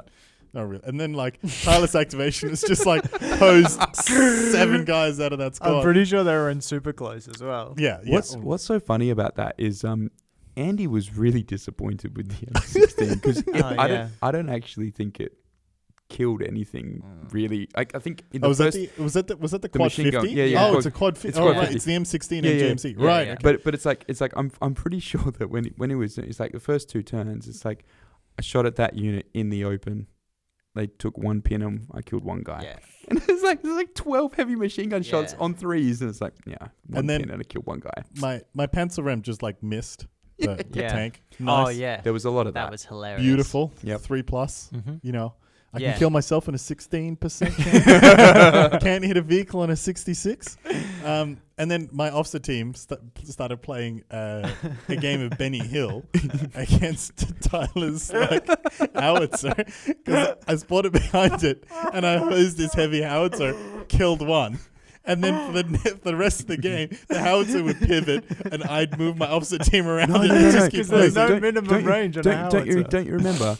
On one of those pivots, they foobarred, and so you just went, That's that right. building, please. yeah. And so one of those activations, they foobarred, and it's pointing straight at like a building. Yeah. And then you guys are it's actually pointing at like 90% of Tyler's army. Yeah, and it's just like, there's got to be an enemy unit within 12 inches. And I was like, and then that Nimrod looks like a 12-inch building. And they were like, Jackson just kindly points out, is like, I'm pretty sure that one under the tree. Yeah, what was it? A 10? It was a Cabasa. Oh, a sorry. Cabasa. Armored car. Yeah. But either way, it was an armored car within 12 of the building. And hilarious. I was like, Tyler, I would like you to try to level that 2-story building that's got your units in it. And of course, you couldn't roll the hit. No. For shit. No. I didn't want to roll it. Dan actually rolled it for me because I was like, I'm not doing this to myself. And then eventually it took another like turn or 2, but I just kept running in circles around the howitzer. So funny. You actually did a what if roll too on the howitzer, because it takes like 10 hits or something on or 10 damage. Oh on a building to take it down. Yep. So you grabbed a heavy howitzer dice and rolled them, and you're like, damn it. Yeah, I would have like leveled the building. Oh, you would have killed everything. Yeah. And I had like a squad, artillery observer, and filthy. That's crazy. So we get to turn 4. In turn 3, I bring on this is Oh, hilarious. sorry, I bring on one of my outflanks, and it's not on Andy's side. It's on the other end of the board. And unfortunately, the army players had picked up all of their ambush dice from their tanks. Yes. At the end of turn 2. And so I saw units that didn't have ambush dice. Yeah, I was going to say, you say unfortunate, right? Or unfortunate for us, you mean? Well, nevertheless, it wasn't what they intended to do. No, but they did it. And it wasn't like, it wasn't the turn had just started. Yeah. And it was like, well, And so I did, and I was like, look, I brought these guys on. I didn't see an ambush dice. If I'd seen it, I wouldn't have brought them on. Or I would have done something else first. And so they were gracious and they played on. Popped the tank. Go me. How many T-34s were in the armored platoons? There was like 6 across 2 platoons. I think it was Russ had 5. Oh. Gary had 3. Oh, so there was 8 all, and there was but Gary ISUs also had 2 ISUs. Yeah. Yeah. So, Okay. so it was essentially 10 tanks. Yeah. Okay. Cool. Sorry. Yeah. Play on. No, it was 11. I remember Kane yelling about 11 tanks. Yeah. Cool. We killed one, and then it was only 10. So then we've got that one, and then my Stu rolled on. Yeah. And this is hilarious. Rolled on, like, pivoted 90, bounced around off the hull, and then over the preceding turns, copped 7 pins. Yeah. Before it took any damage. Wow. All of the T-34s just went, delete this dude. All of the miss. Or bounced off. One of the ISUs went right in behind it to get a rear shot on it. Hit, no damage pins. That's it. 7 pins. So Russ and Gary crazy. were a little bit. They came running to me, going like, "We need you to deal with that Stu with your Panzerfaust unit." And I'm going, "You mean the 2 guys with the 1 Panzerfaust that are going to be firing at max range? That's not going to work." But and sure, and it didn't. It didn't at all. Yeah, that was quite. And then my infantry squad promptly got deleted by all of the spare machine guns that couldn't damage a 242. It was about 15 machine guns. Yeah. Was it turn? That was turn 3. That was turn 3. Yep. Yeah. So now we come to turn 4 proper, right? Actually, the other thing that happened in turn 3. In turn 3, my lieutenant came on board. My major model came on board. Oh, yeah. In exactly the same. I didn't realize this at the time, but I didn't actually realize placed. this either. Yeah. I looked at where I went. Oh, free major. Well, I'm really doing it to be disruptive, as what I've done with everything else. But he's only got 1 submachine gun, so he's not really super effective. Yeah. So I took some shots at an artillery piece and put myself near a truck to force the truck to move away. Yeah. Unbeknownst that the truck was going to move away anyway for the new hook of the plan that they were doing. Yeah. But I hadn't realized that I put myself on somebody's grave. My vaporized major. So the Axis players are like, And I promised an age-appropriate beverage to whoever could take out that major. Yes. and so then There everyone were on under that, 18s at the event. so everyone then that was at that particular flank or point that could point a pistol or a stiff breeze in the direction of my major was like, your priority target number 1. And so at the first activation of turn Moral 4... of the story, be petty. Yeah.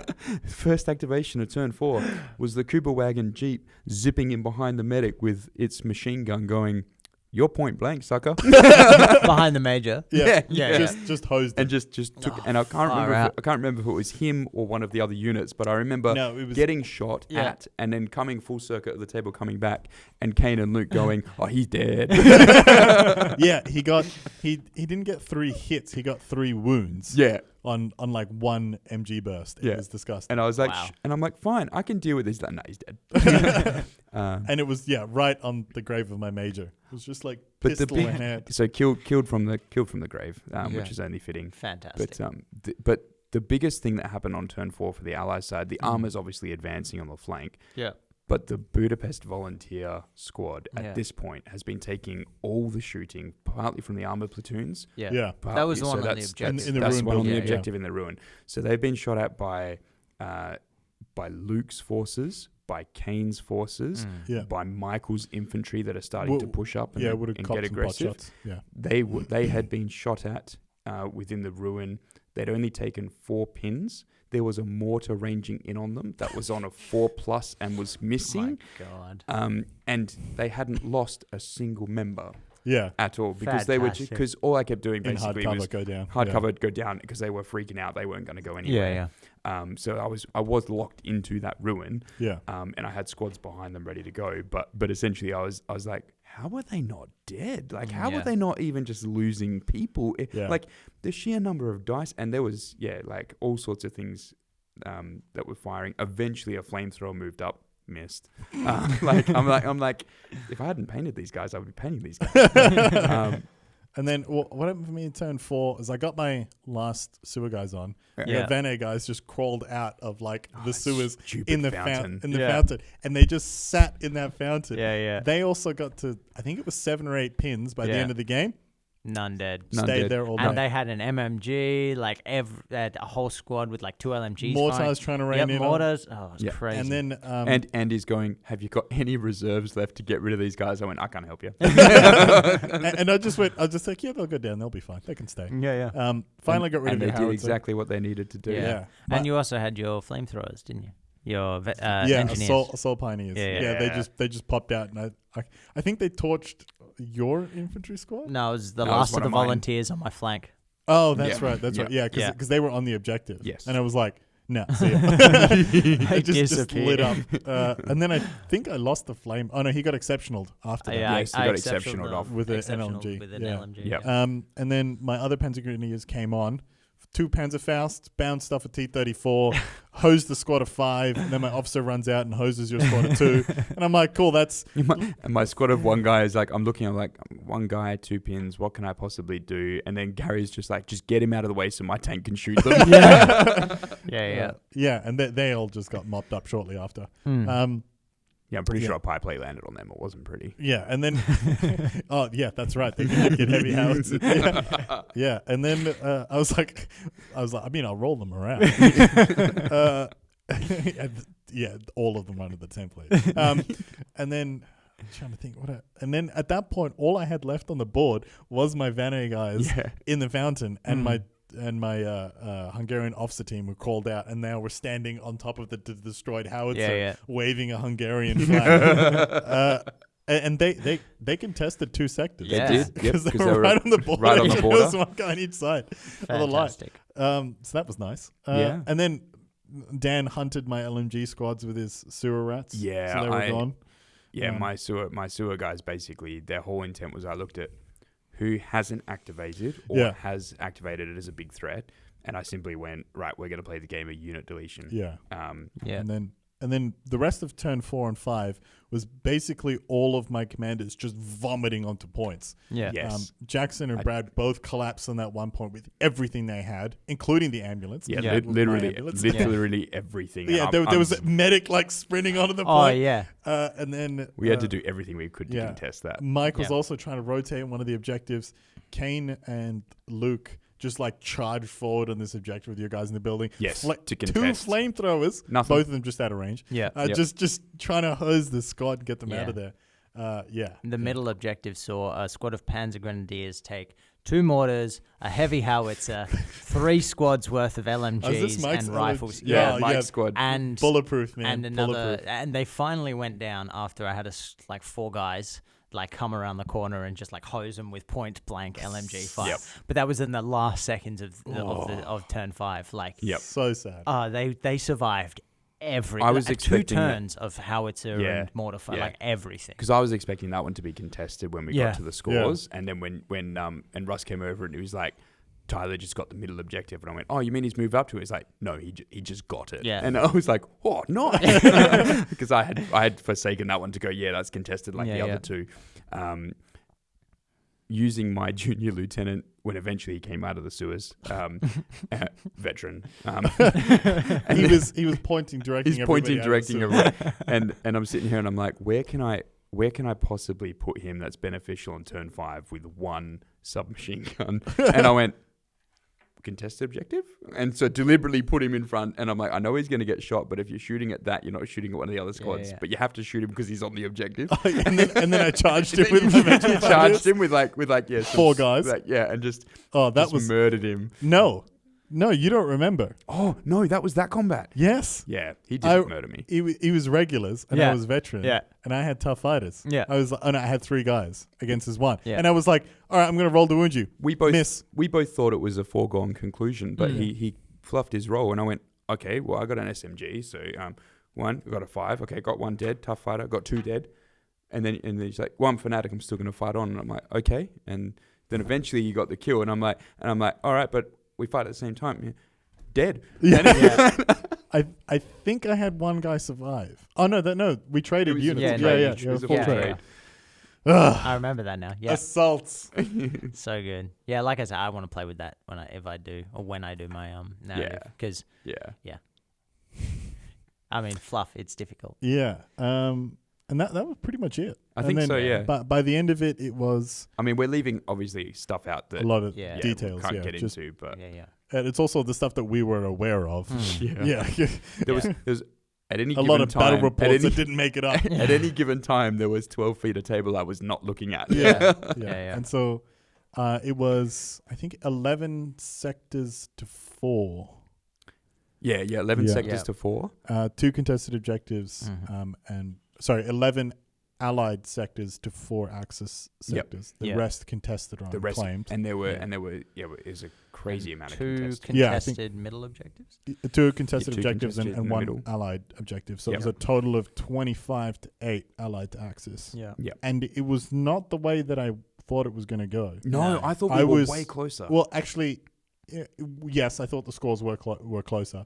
But more importantly, the board state at the end was not what I expected. No. I was expecting a complete armored puncher with the T-34s, but they decided to play gunline, which worked for us very well because it gave us the room for mobility. To maneuver, yeah. I suspect that if you had not committed as hard to the sewer platoon, yes, it would have been more or less even. Yeah, I agree. Yeah. And looking at it, if I really was looking at it with the hindsight now to going, actually, what was like really good for us, taking those forward deploying 10-man squads to Budapest. Absolutely. I would probably go, I'd go double down on them. I won't take sewers. I will just take 100 Budapest defenders.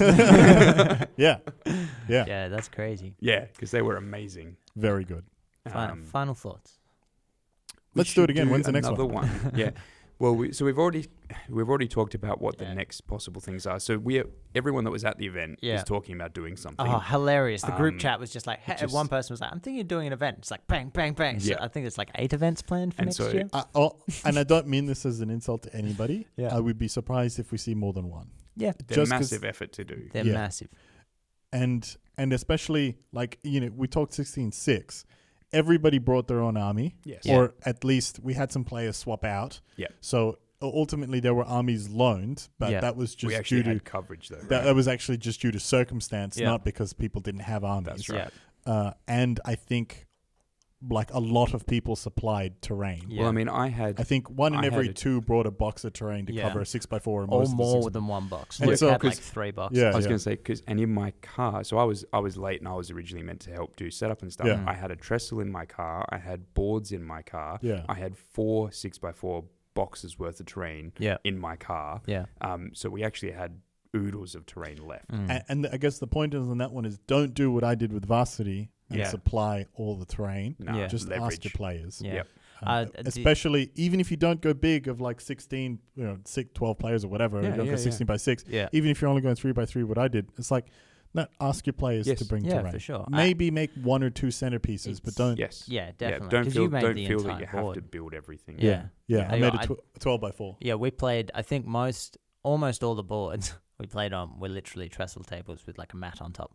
Yes. And then terrain on top of that. And you couldn't tell. Yeah, no, it looked exactly. It looked great. And even some of the MDF ones where it was the static grass stapled onto MDF or whatever, when you were playing on it, you just go, it's grass, and you just move on and you just play the game. And there was so much terrain on it as well. Like it was great. Yeah. I have to point out the absurdity of it. So I didn't have my list. I don't collect Soviets. But I was lucky enough to be asked to play, obviously. So Nick, friend of the show, let me borrow his list, and he forgot to pack LMGs. He had 4 or 5 squads of 2 LMGs, and none of them were in there. Yeah, and there was no LMGs. Nice. And so I went around. I'm like, hey, does anyone have LMGs? I think it was Russ or Gary. Russ. I think it was Russ. Yeah, I think Russ. Someone was like, ask Russ. So I'm like, hey, Russ, weird question. Do you have a spare 8 LMGs? And he's like, I'll find out. Opens up this crate, brings out 8 LMGs. And then I come back later and we're trying to do Dan's squads. Once again, no LMGs. Hey, buddy, you got any more LMGs? He had 10 to 12 LMGs. He had 12 LMGs in there. Ready to go. Leverage your players. We were just talking about the absurdity of him just happening to have 12 LMG squads in there. Yeah. Anyway. It's Yeah, so for me, big final thoughts. It's a monumental effort to get through all that sort of stuff, and everyone that took part in helping organize it and stuff is really put the effort in to make it come through. Yep. The next part is, again, as the community group, is to take the learnings of what we've done in this one to make the next one better, and also offer it out as the next part to other players within the board action community, like we did with Varsity, like we did with those others, to make sure that we are actually getting that coverage. But look, I have a specific idea that's sort of sitting at the moment. Fair bit of thinking to go on how I want to do the mission for that one, but there's a few different things we've talked about. One of them is that you're fighting either in an early morning fog or someone having maybe dropped a smoke screen. Battle of Nadzab. Yeah. I think we also need to get the first APB in there in some capacity. Yeah. You know it. So I've got high level details of like you paratroop into a 2x2 square and then you remove the smoke from that square to find out what's actually in it, and movement of the defenders is plotted out on a grid. That's kind of cool. Yeah. So it's quite big. Sweet. Yeah. I'd also like topography as well, so to actually have mountain ranges in and across it. So but we'll see what happens. So don't paratroop into a mountain, just a forewarning. Not bad advice. I think big thoughts, massive success. Well done, Jackson. Well done to all the players. Some takeaways for guys who want to do narrative events, whether that's in Perth or writ large. Try not to play yourself as much as that hurts, I know. Or if you are playing yourself, get a referee or an arbitrator or whatever you want to talk to. Somebody on board who will either, not necessarily who is part of the authoring process of the players pack, but part of the editing process, who understands the intent and things like that. As part of that, just arbitrate lists and just make assertive, stern calls and be rude within the confines of the event if you need to be. There are two ways you can do that. One is somebody submits a list, you go, turn that down.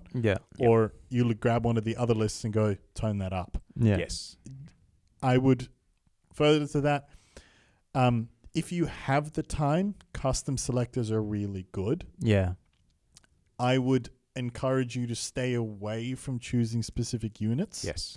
Instead, change the structure of the platoon. It's an easier lever for somebody to pull. That's not to say that you shouldn't do it, but it just becomes a very challenging thing, because you go, why didn't you include this variant of that T-34? Why didn't you include this variant of that Panzer? Why didn't you include this squad but not that squad? And that did happen. So. It did, yeah. And I'm not calling out that behavior, but that is exactly what happens when you start limiting units. Of course. Is that people will second guess all of your choices. Yeah, because they want to use their toys too. And that's perfectly legitimate. So what I did for Varsity is I said open selector, pick what you want. This, and then I gave several bullet point descriptions about what historically that commander had. And go find a list or find a selector, or if you want to break the selector, any selector that you have a little bit to fit that, perfectly legitimate. But that's because I backloaded my arbitration. I was going to do all of the hard work once I got the lists, not up front making the selectors. It's like dueling aces, right? So dueling aces, I want two distinctly different platoon structures. I'm not going to go down to the level of specifying what's in those different platoon selectables. That would have been crazy, because everyone was playing different things. So nations. Just something to keep in mind. Somebody making narrative events is be a third party or have a third party. If you're going to open selectors, open the structure. Don't limit unit choice.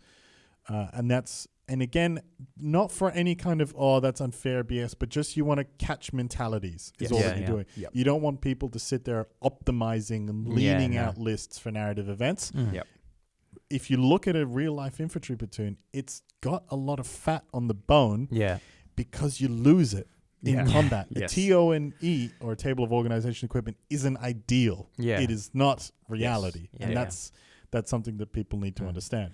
I just want to once again say thank you to Jackson and his family for hosting us. That chocolate cake. Oh my god. Thank you, Donna. Thank you. Thank you.